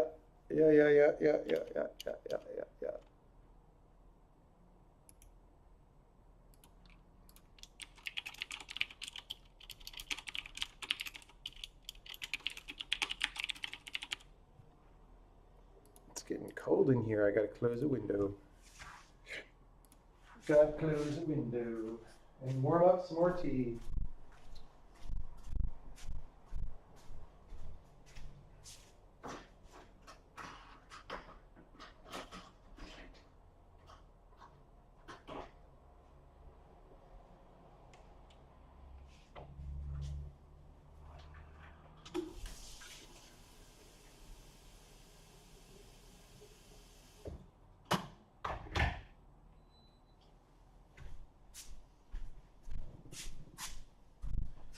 So the next thing I want to do is make an auto ocean command.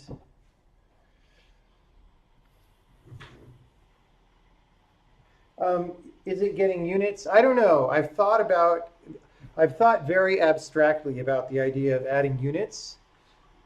I don't have any more solid of an idea than that. And you know, maybe it won't get them soon because we just have enough work to do getting the language solid and getting the library solid and getting it out. But I would be interested in experimenting with units, let's say that.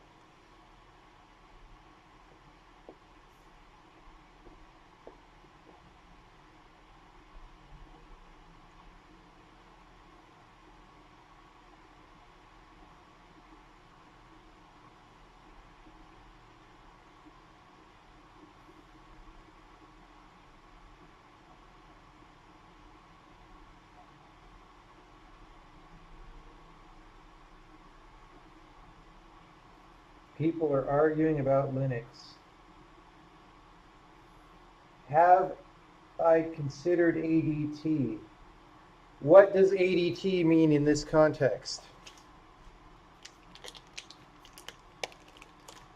People just use acronyms and expect me to know.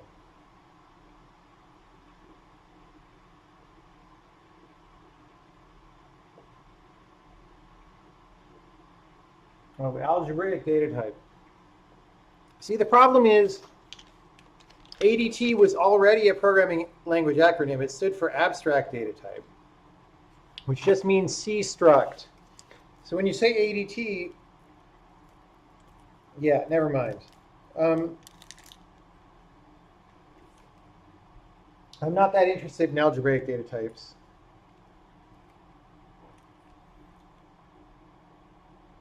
RipGraph is an excellent terminal program. Yeah, I would like just a graphical program that does a good job of visualizing the results. I'm holding out for that. If I can't get such a thing, then I would certainly fall back to a command line program. Okay, I'm going to take another few minute break and just decompress for a second, and then we'll do this AutoOcean command.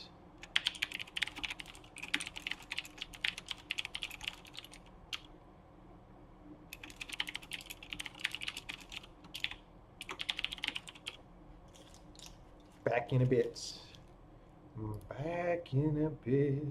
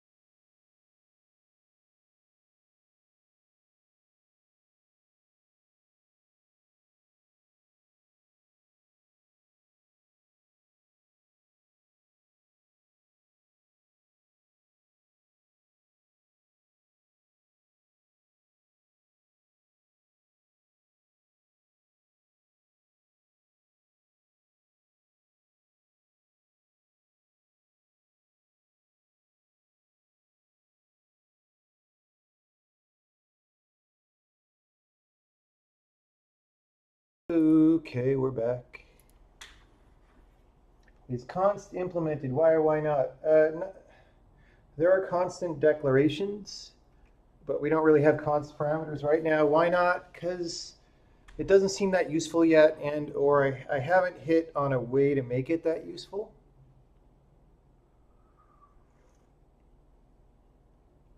In my old talks, I talked about ownership. Is that still an idea to integrate with pointers? Not really. I think the language has gone in a different direction than that I like better.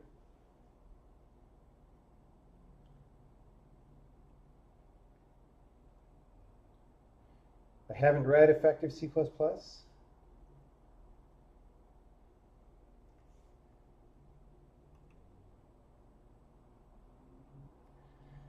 The other day when you were talking about rockets, you mentioned that there are a lot of important things that we are technologically capable of that we're not doing. Can you list some examples in software? Just software is so self-evidently terrible. Like, I don't even know what to say about that. It's just...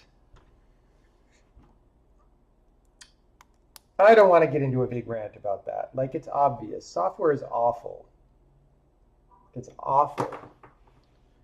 I have some speeches where someone can maybe point you at them on YouTube, where I point out how much faster computers have gotten in the past couple of decades and how much slower software has to have gotten to run at the speed that it runs today. And spoilers, software has slowed down by like thousands of times, or tens of thousands of times in some cases.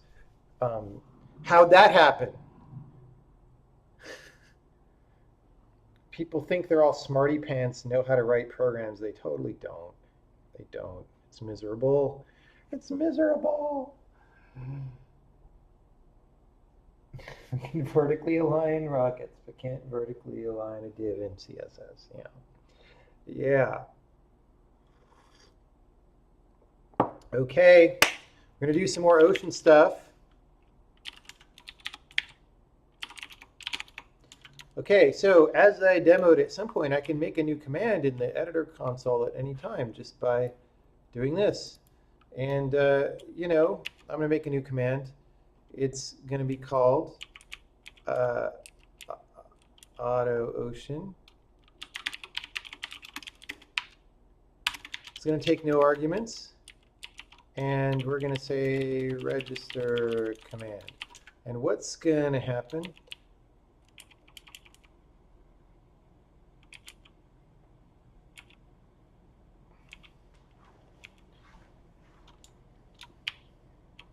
We'll get the ocean map. So we have this, you know, this one's called ocean init. So I'll go ocean underscore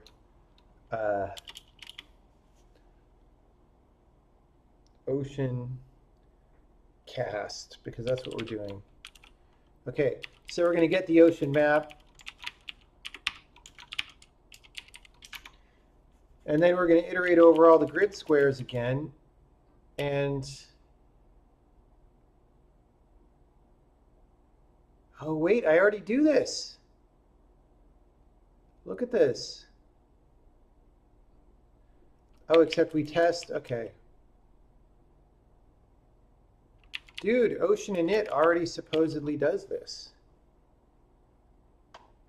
Except it's just old. It's just me. So we used to have these floor entities, and we don't want to do that anymore. We want to actually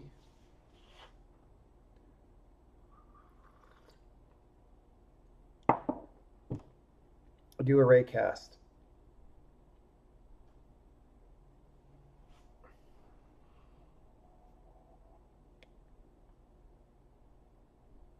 So we're scanning for gameplay entities here, and that's fine, but we want to scan for terrain mesh.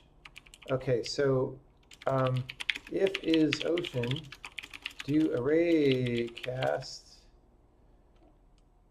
see if we hit land. All right.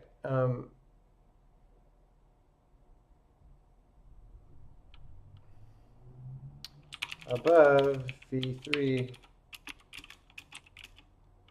1 and well,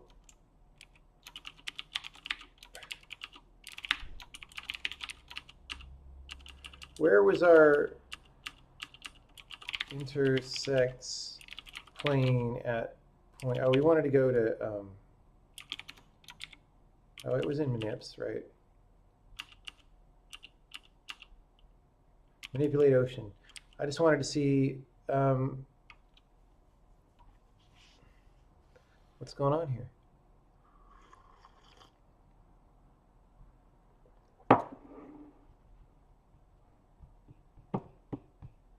What's going on? I just wanted to call this ray intersects plane at point. All right, so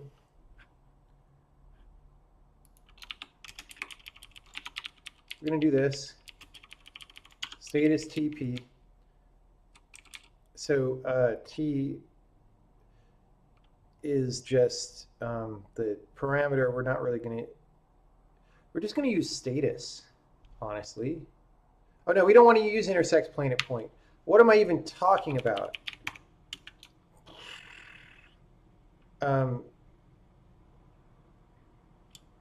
We want to look at the ray casting here. Okay. We want to go find by segment. All right.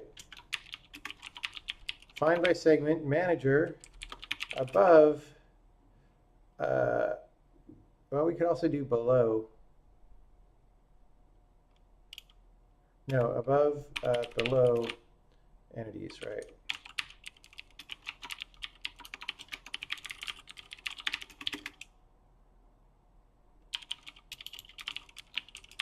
Do that in both cases. Okay, we find by segment.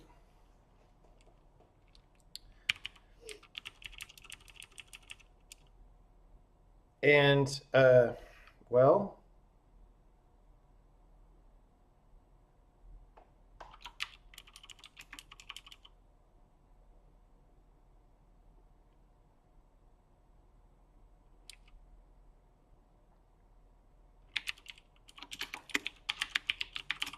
from find entity under cursor. So for entities, if it's not pickable, remove it, continue. If it's hidden, remove it, continue. We really want this to be, well, okay, let's just do this. Filter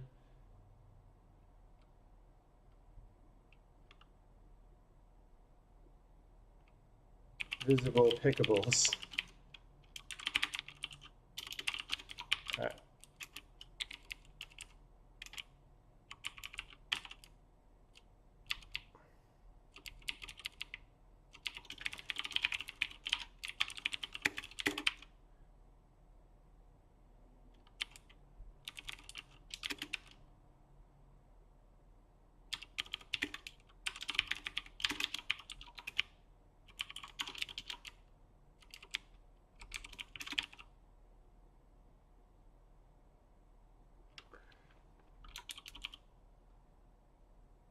Wait, can I just do that? I don't know if I can do that on a, yeah.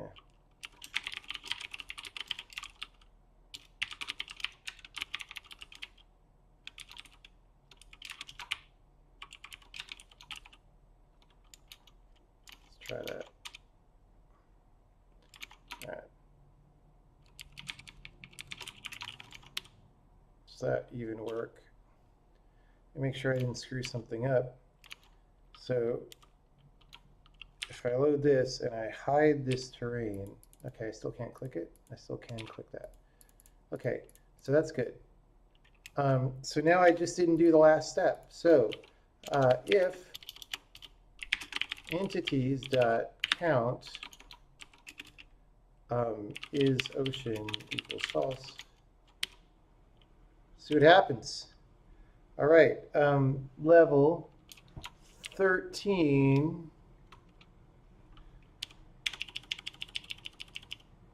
That looks familiar. All right, so hope we didn't do something stupid. Ocean, init. Boo, oh, that was bad.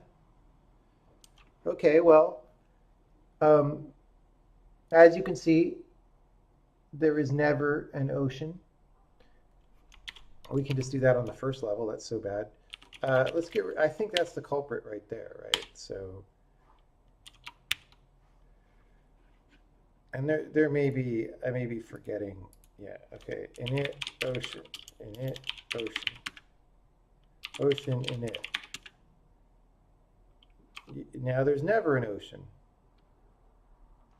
Okay, so that's obviously it. So for entities, print entity type whatever it dot type. Let's see what these are. It dot entity type.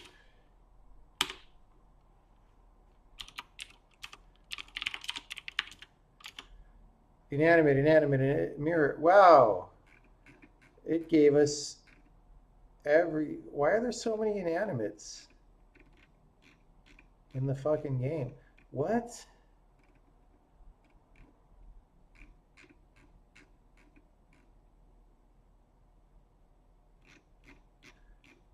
Like, there's so much wrong with this.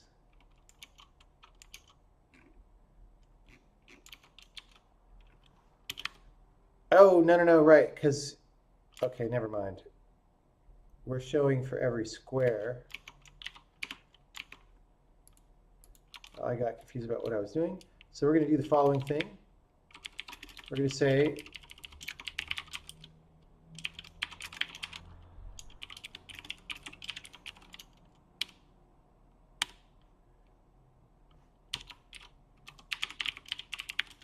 okay, so okay, we're definitely not hitting a lot of the time.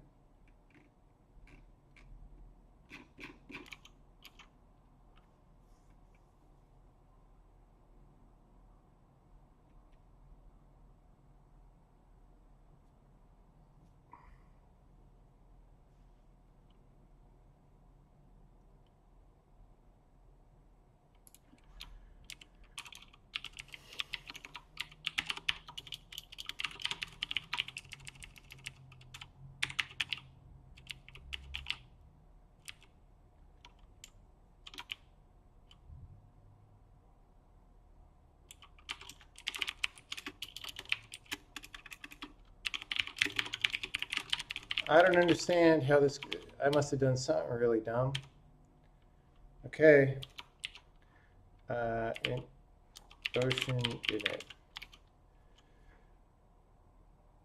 Ocean true, ocean false, true.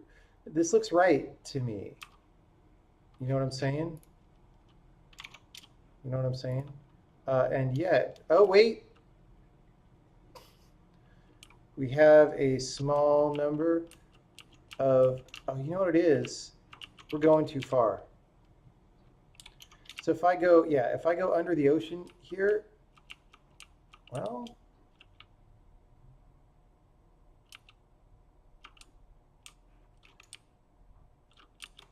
how do I not draw the ocean at all? Okay, in this mesh, it goes down below the water, and because we set, oh no, it doesn't.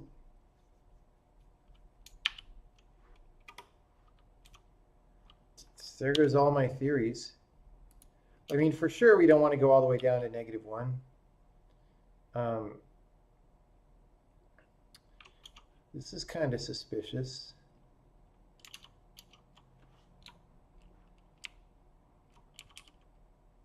Below, let's just say this, P0 O dot, well, I mean, it could be a quite high thing. So we're going to go 10, P1 is minus O dot 1. So we're just going to cast down to just under the water, P0, P1. I don't think that's going to make any difference, but what did I just do? What did I just do? Show debug. I tried to run the slideshow. Interesting. I tried to run the slideshow on its own executable. All right. Ocean init. It still didn't work. We've still got some weird oceans out here. Okay, let's look at 0, 1. 1, 0. Okay. We hit an ocean map. All right. Well, that's not good. We basically just want to test for inanimates. So hitting this ocean map, that's a little weird. Oh, because we're not.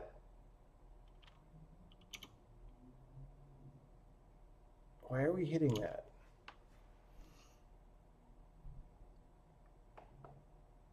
Are we hitting bounding boxes of things? I don't get it. 11, 0, 12, 0. Okay.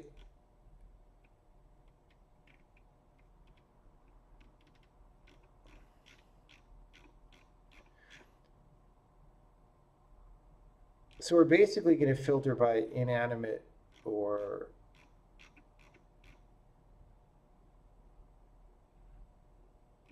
rock.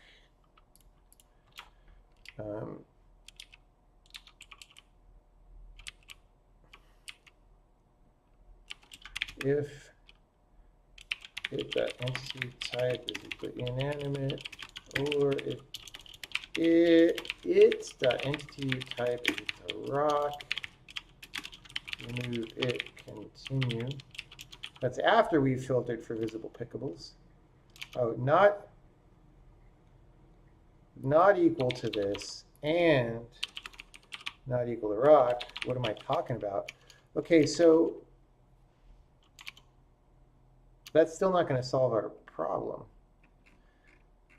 Like, I feel like we're hitting bounding boxes here.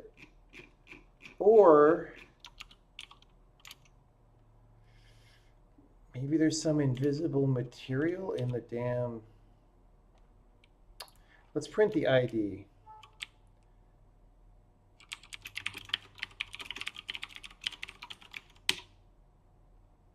All right, so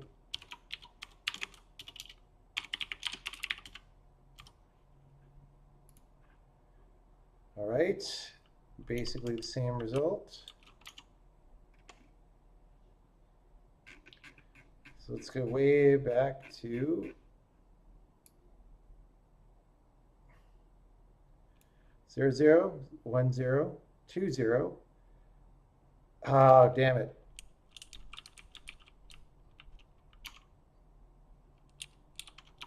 What are we hitting here? What are we hitting here? What are we hitting here? 104.8693. Well, it's all that. So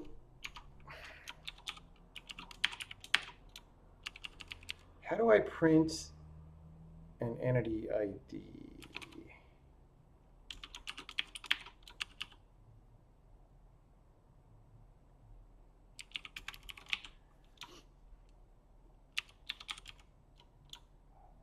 I'm just going to make this because we're going to use this a lot. ID string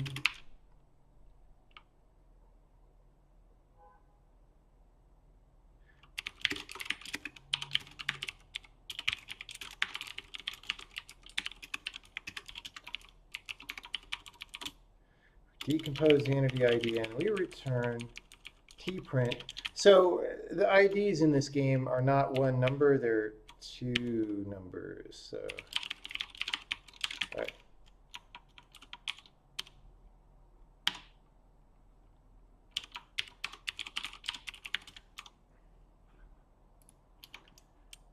Still the same. Okay, 1, 117, which is that's no surprise. So I feel like we're hitting the bounding box of the entity or something like that, or the bounding sphere. And this concerns me.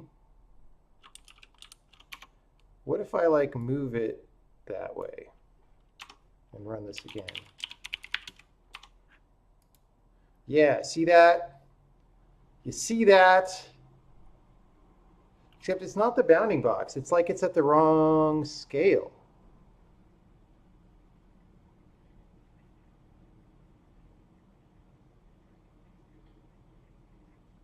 Or it's off by like...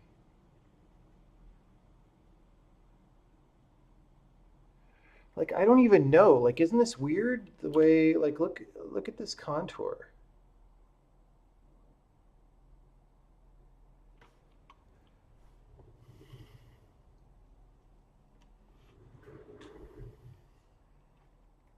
What is even happening here? Maybe I'm passing 2 points when it should be point normal or something. Like, who's to say that find by segment is right? Although it works for ray casting from the camera, doesn't it?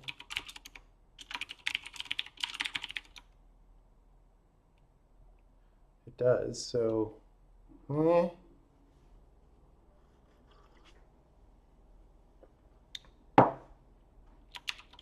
This is really interesting. It's a bounding sphere, isn't it? That's a frickin' circle. That's a frickin' circle. Watch this. Watch this. Scale. 0.3. Boom. All right. Let's move that thing. Oh, let's unlock it. How do I unlock it? It's not letting me move it. Oh, okay. Oh, because this is up. That's why. All right. It kind of looks like a happy face at this scale. All right. So, ocean in it. Yep. Well, something. Maybe. Is that a circle? I don't know if that's a circle, guys. Yeah. Roughly. I mean, the land is kind of a circle. I don't know. Okay. What is going on? Find by segment doesn't do the raycast. Find by segment is the gather step. I'm dumb. I didn't look further down.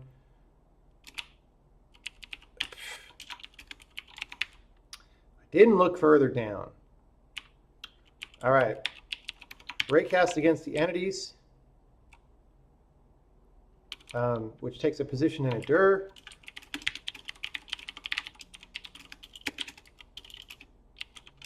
Find by segment. We should probably be more consistent about this, but P0 dir length. Oh, yeah.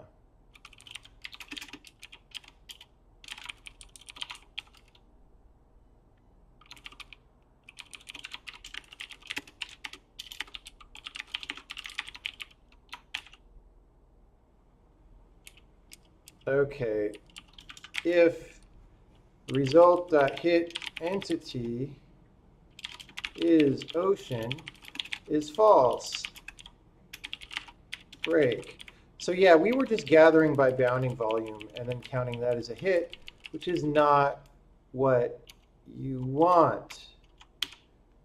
The whole point of casting rays is that you cast the rays in it. Well, here we go.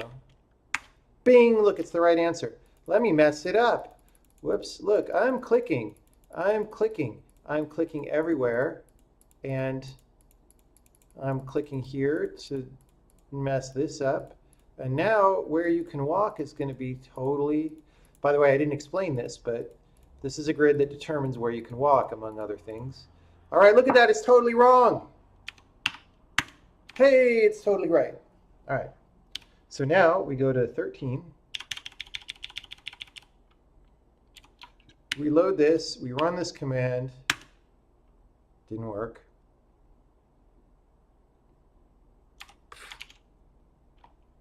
Didn't hit a damn thing. Probably because we don't cast down low and...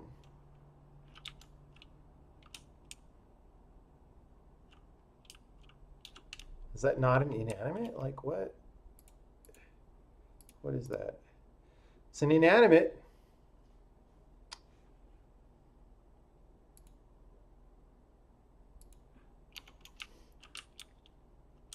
Okay, just when I was getting excited, something didn't work.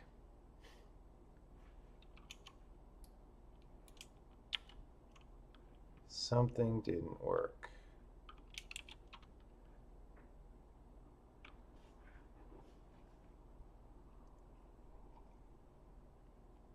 I don't know what this means. I'm gonna have to make a drop down for that.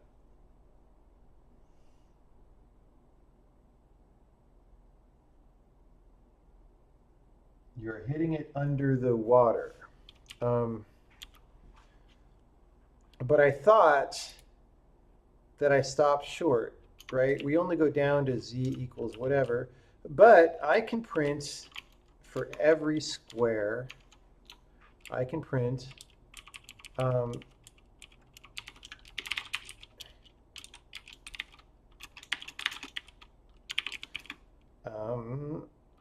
what did I call that? ID string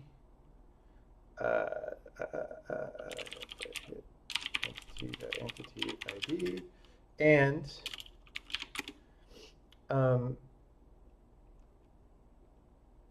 P0 plus dir times result.hit distance.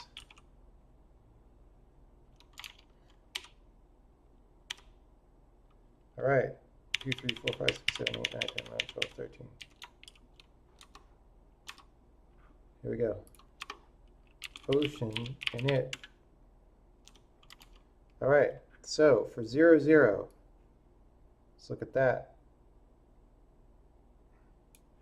Hit 1, 133, which is probably this entity. No.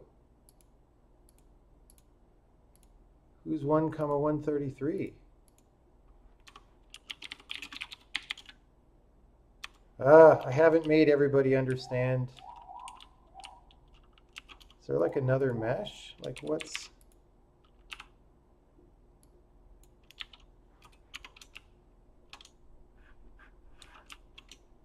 All right. Or she was saying when she was editing this level, something weird was going on, and so...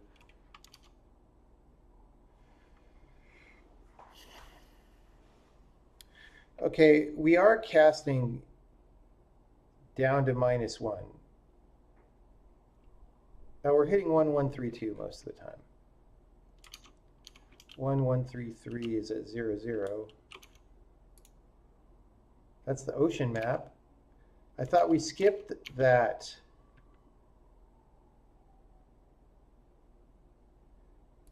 How did it get past this? We don't need to remove anything. We just continue. Oh, no, no. Oh, God. I'm a dum-dum. We were raycasting so many times per square. And we were raycasting before we fill. So we're filtering the entities out and then casting. We're not like casting against one entity at a time, which we could do. My brain was confused. Okay. P0, P1, length.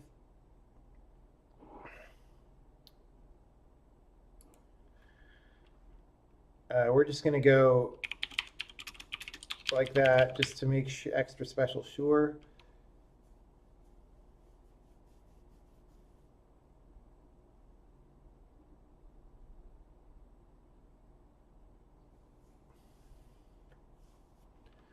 That shouldn't reach all the way down.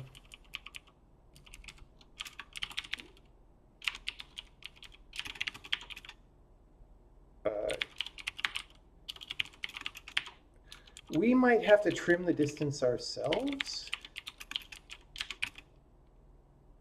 That's not right. We should fix that if that's happening.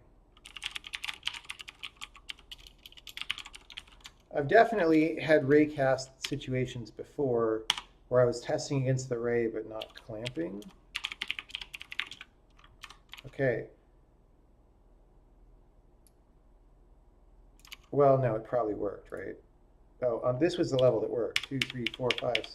Wait, what? 2, 3, 4, 5, 6, 7, 8, 9, 10, 11, 12, 13.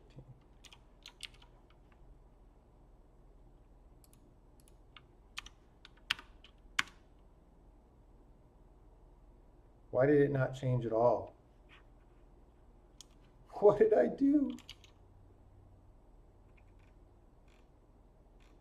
We have the wrong entity manager open? Let me just have one open just to... All right, open, Ocean's 11. There.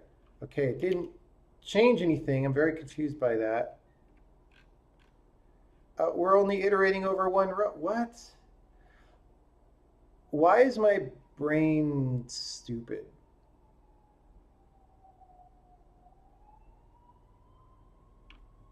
So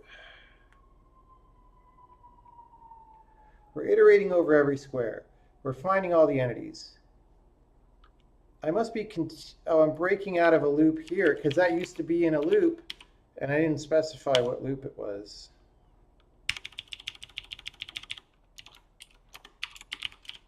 All right, there we go. Okay, hit nothing in the world. Or we hit everything, actually, every square. Hit distance is 11, length is 10. So raycast against entities is not limiting us. That is not good. All right.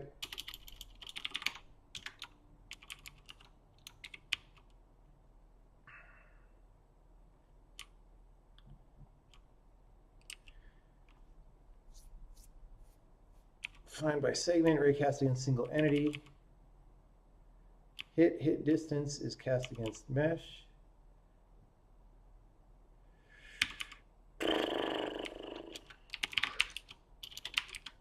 I'm probably passing a surrogate hit distance.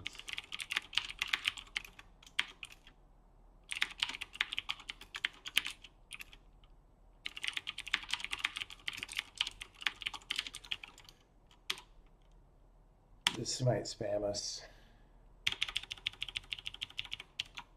All right.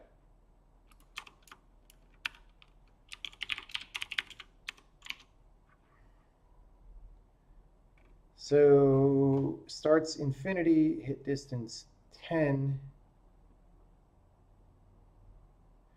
Oh wait, his distance is 10, it's not 11. Wait, 11, 11, 11. Right, okay.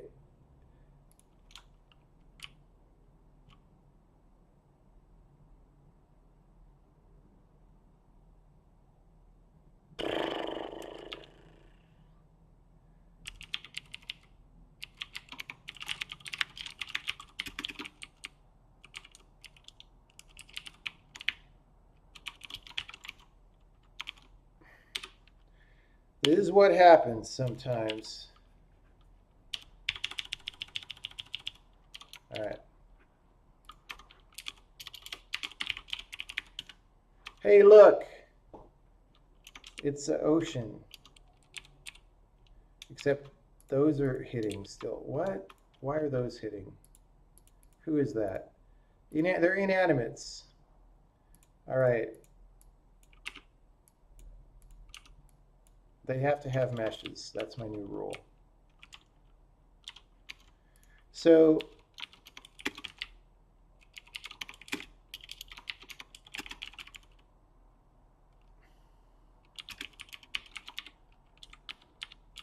you have to have a mesh.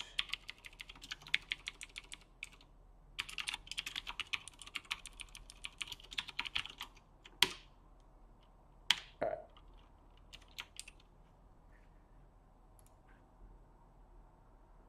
Let me make sure that I didn't break picking or anything. Yeah, picking's good. All right, 2, 3, 4, 5, 6, 7, 8, 9, 10, 11, 12,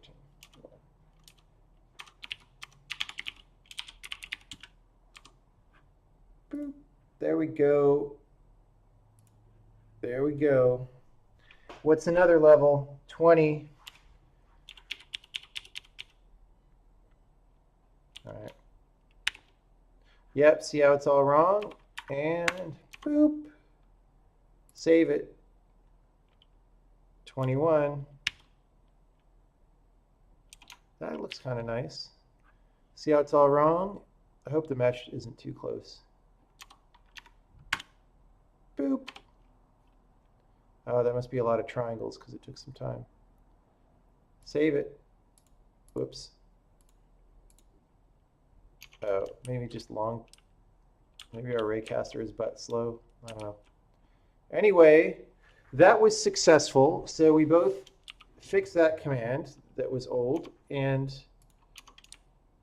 let me make sure that's actually no. What? Oh, because the way we set meshes now is we assign these guys. Yeah.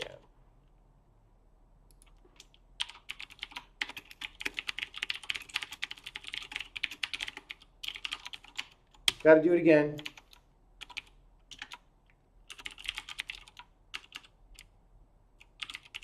Uh, 2, 3, 4, 5, 6, 7, 8, 9, 10, 11, 12, 13. Ocean. And it, under these guys, it should be not filled, and it is. Awesome. 40, 50, 20. All right, 20. Okay, under these guys. Boom. Save. 21. Load. Boom. Yep. So that should be right. There's terrain under that, right? Yep. All right. Save. Yeah. Yeah. Okay. Flip oceans for flipped mirror levels. That earns me a break for a new T. And then the problem is we need to flip the gameplay objects on those levels, like the mirrors, which we can do in a minute.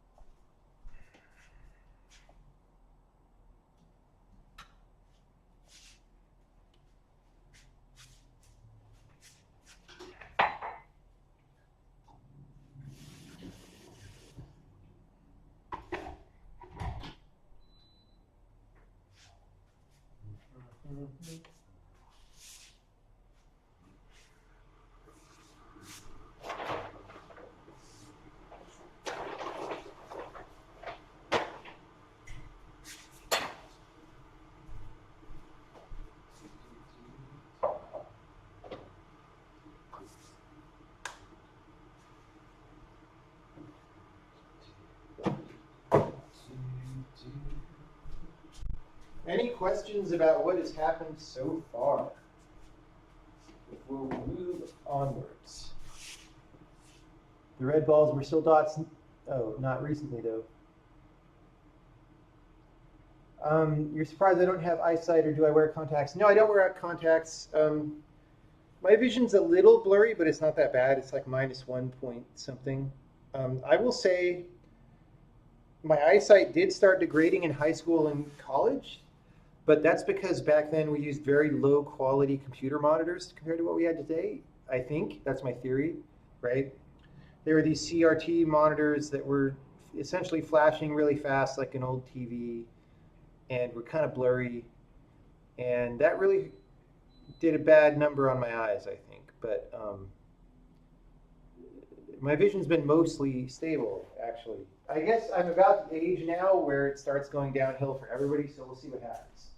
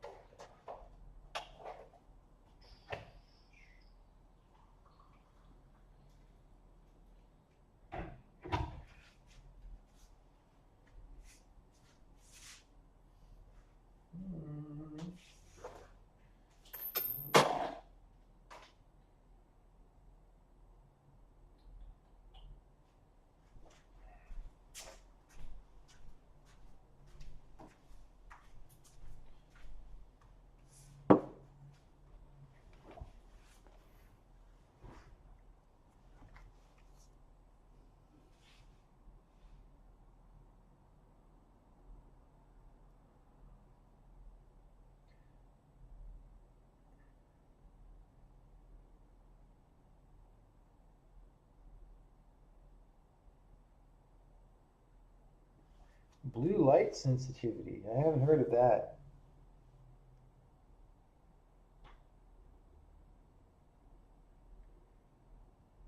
Is LERP going to be released? No.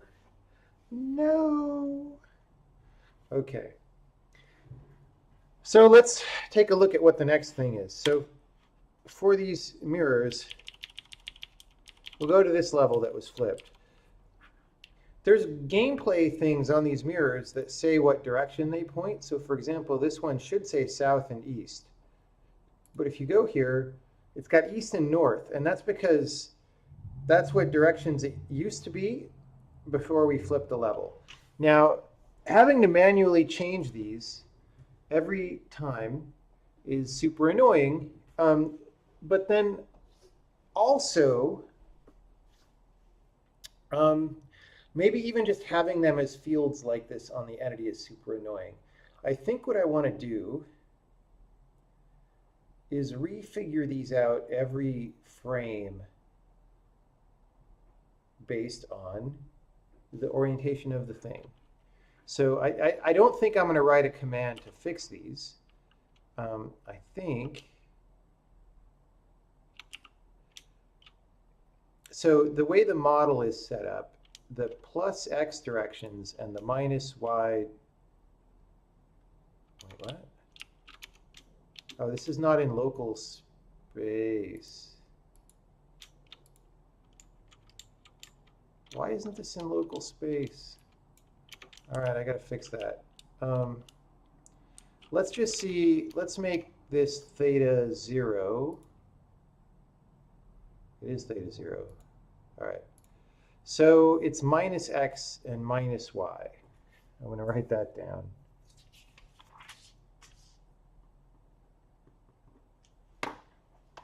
So I'm just going to take the x-axis, rotate it by the entity's orientation, and then see which way that goes. Because we also maybe want this to work for vertically oriented mirrors later. Spoilers. So, okay, let's just look at who looks at these variables. First of all, direction A and direction B. And I'm going to make it so we don't use them anymore, and then I'll deprecate the members in the entity format. Any PUBG tonight? I feel like maybe celebrating with some PUBG. I don't know if I'm going to stream it though, because the problem is I don't have a separate streaming PC, and I got to get my PUBG as close to 240 hertz as I can. All right. Old, we don't care about that. That's old code. Entities, that's going to be the declarations. Mirror aisles. Let's look at that. Direction A. Okay. You know what? We don't even use the actual integer members. We're using the integer members to get the directions from the mirror. So what we really want is dir A, dir B is get mirror vectors mirror. And that's simpler anyway. And then we scan down those directions. All right? That is so much better.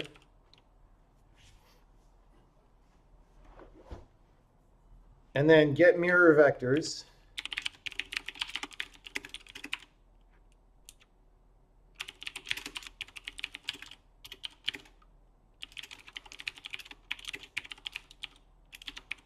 I guess I'll put parens there. So we say v1 is vec3 minus 1, 0, 0. What's my math?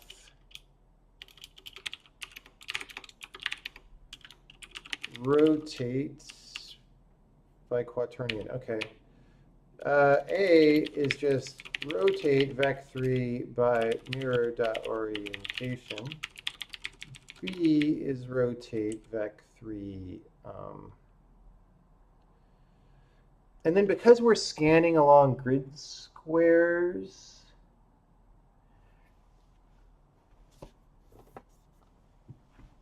I'm going to, because this rotation operation, of course, introduces maybe some math error. So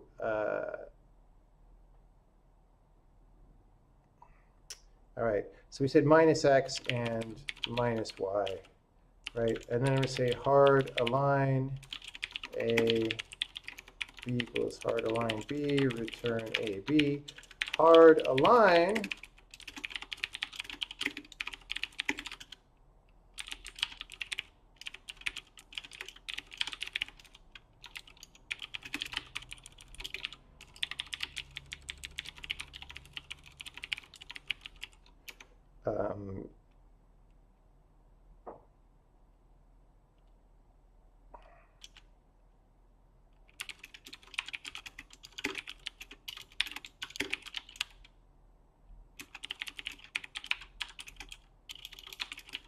you just give up and go down the x-axis otherwise. All right. Because we don't want to return a zero length vector, because some routines may rely on the fact that we're actually traveling through space and they might infinite loop if we hand them a zero length vector. So there's that. Okay, but what is hard align of a scalar, you ask? Well, it's the following.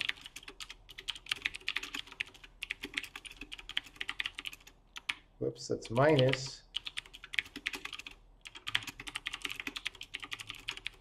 It's just either 1, minus 1, or 0. So we're taking this thing, which should be very close to 1, minus 1, or 0, and just putting it all the way. All right? So, I don't know. That should already work if it compiles. Can't assign, okay. We still...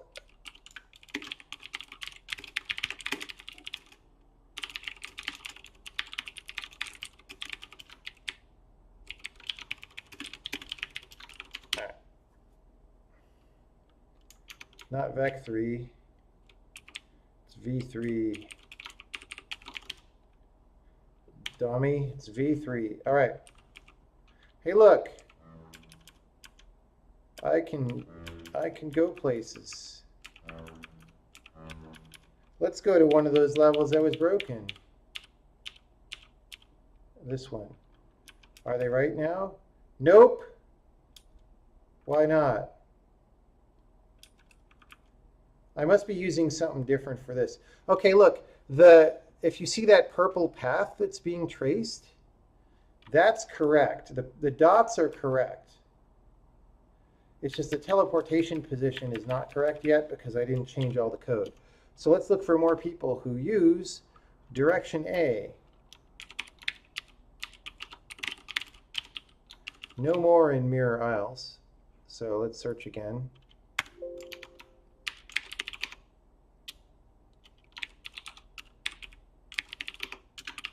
Direction A. Hey, look, I'm doing the same thing. Get mirror vectors, buddy. Beam direction. Oh, boy. Oh, boy, that's a problem. We'll leave that for a bit. We don't need this yet. I'm going to write down direction A in promised. Okay. Who else? Sokoban. Hey, look, it's the same thing.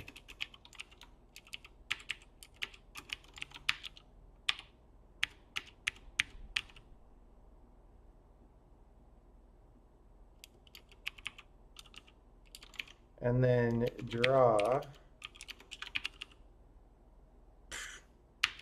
Look, it's the same thing.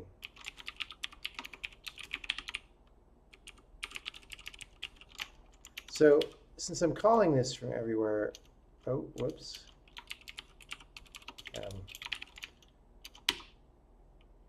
Since I'm calling this for everywhere, that means it's in global scope, which means I'm going to file scope this just for cleanliness. All right, now let's go to one of the ones that's broken. Hey, look, it's correct now.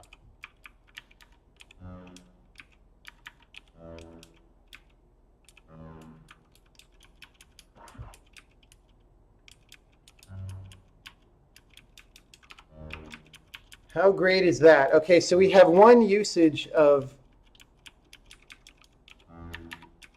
direction A before we can deprecate it, and I'm going to replace that with a hack function for now.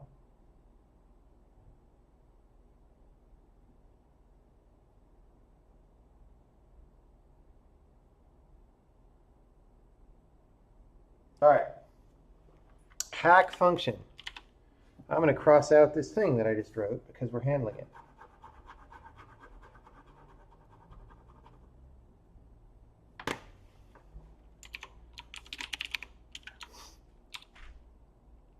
Direction A.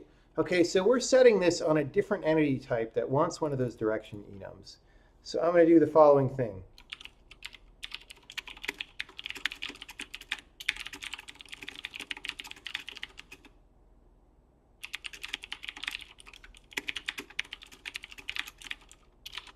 If the direction A is greater, if mirror dot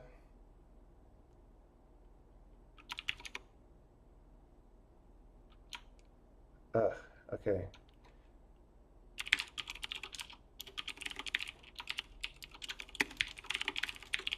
Info beam direction equals direction of mirror dot direction A.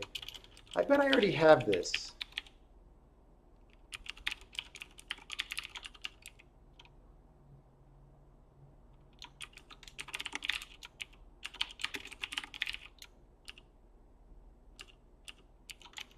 Who else returns a direction?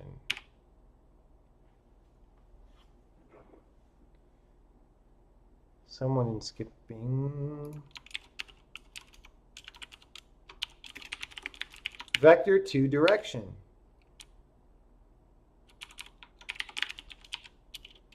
To direction v2.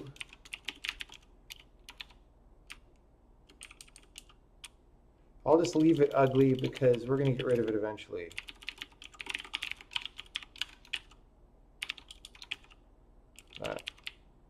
And up here we're doing the same with direction. Oh, that's not right. It's not direction A dot X. It's V1. No, dir1 dot X, dir1 dot Y, dir1, dir2 R. What was this called? Get mirror vectors mirror.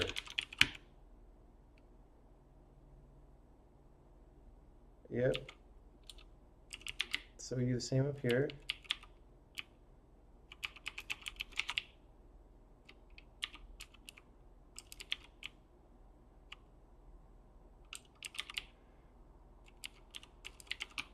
dir2 dot X, dir2 dot Y. Now, I don't think I have a, oh, maybe I have a level that tests this. 5, 4, 3. So here, toward the end.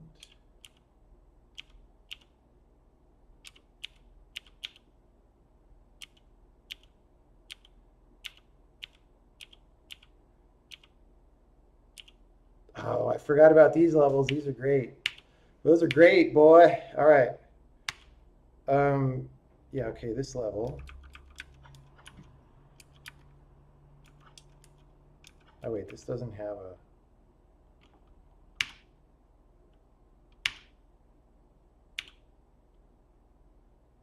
Yeah, this, oh God.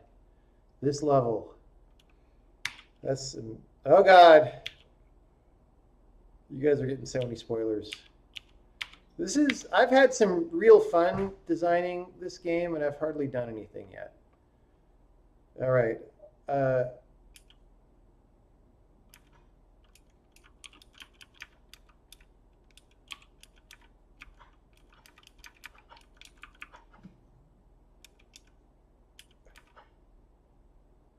Okay, so you see the beam is bouncing off the mirror correctly. That's what I was testing, right? I mean, the graphics are not super sophisticated, but like, look, it's coming in that way and going the other way, and that's all that we really wanted. So that's fine. Oh, I'm gonna have so much fun when we get to full bore level design on this game. Oh my god, I can't wait. It's gonna be great. Like seriously, it's gonna be frickin' great. Okay, so we got rid of mirror direction A and direction B. Now we go to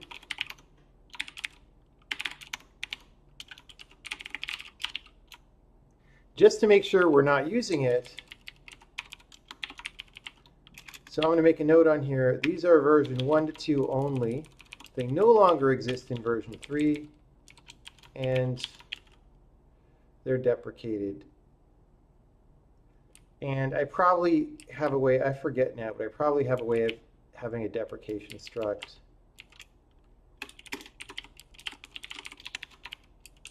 Whoops. So these should not be loaded anymore, and they shouldn't be drawn in, or they'll be loaded but discarded, and in future versions, they will not be saved. So someone in a different stream was asking how I handle entity loading across versions and stuff, and this is how it's done. So, all right, well, we loaded the mirror just fine. It still works. If I go into the editor, here we go, and there's no beam A, beam B, or direction A, direction B here, see, because it's deprecated. The only things we see are has projection and is magic, right? Because those are, yep. That's great. Task done. Task done. Oh, and the other thing I want to do, no, it's fine. It's fine. That's fine. Commit mirrors are easily orientable. It's actually, that counted as a separate task. That's 2 tasks done. And I want to do the same thing for beam projectors. But maybe I want to break. I don't know. What do you guys think? I'm starting to feel like it's Miller time, as they say. I don't know what they mean by that, but I've heard that they say that.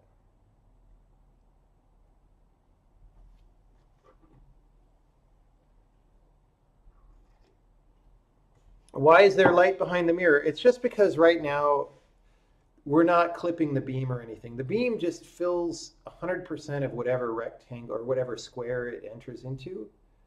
So because it goes into the square where the mirror is, we're just drawing it right. That's just a graphical thing that will improve.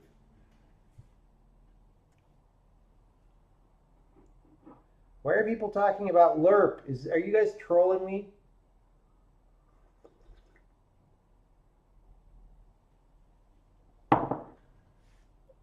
I think there's a concerted troll army asking about LERP, which, for people who don't know, is a programming language that I prototyped and gave out the source of the early prototype like 15 years ago.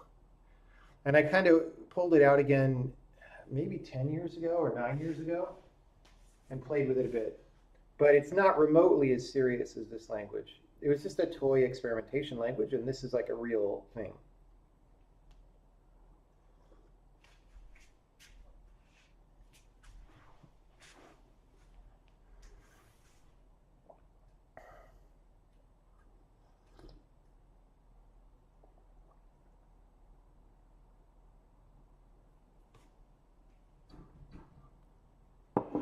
Yeah, I kind of feel like it's Miller time today. It's almost 8 p.m.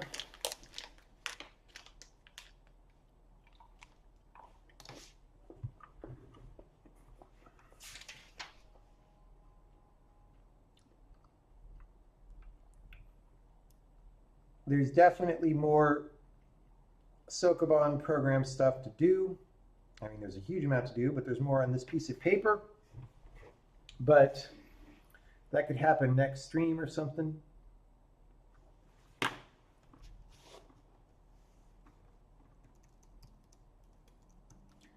Yeah, Miller Time for me is like a good chocolate bar or something.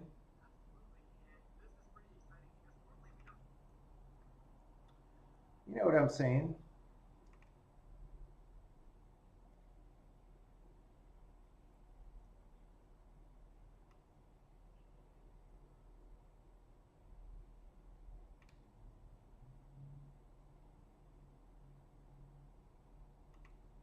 All right, everyone, I'm going to log out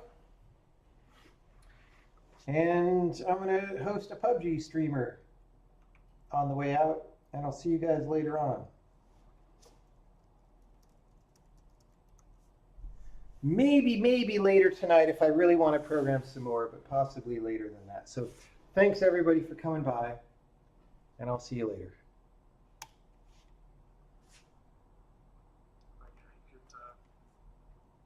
If anybody works with tools and stuff, I imagine it takes a little bit to get used to something new.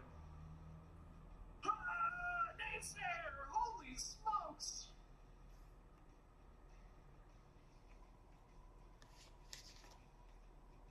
What? There was a level 3 helmet in the barn, WB? We gotta go back!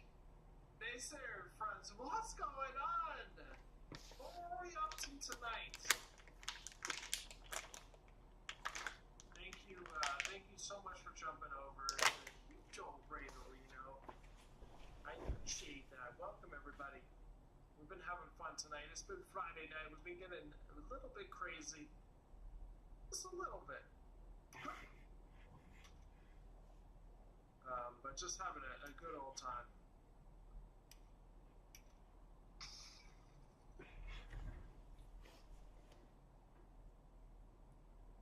Are you sure there was a level 3 helmet? I feel like I'm not going to troll. I'm just like, well, I didn't see it.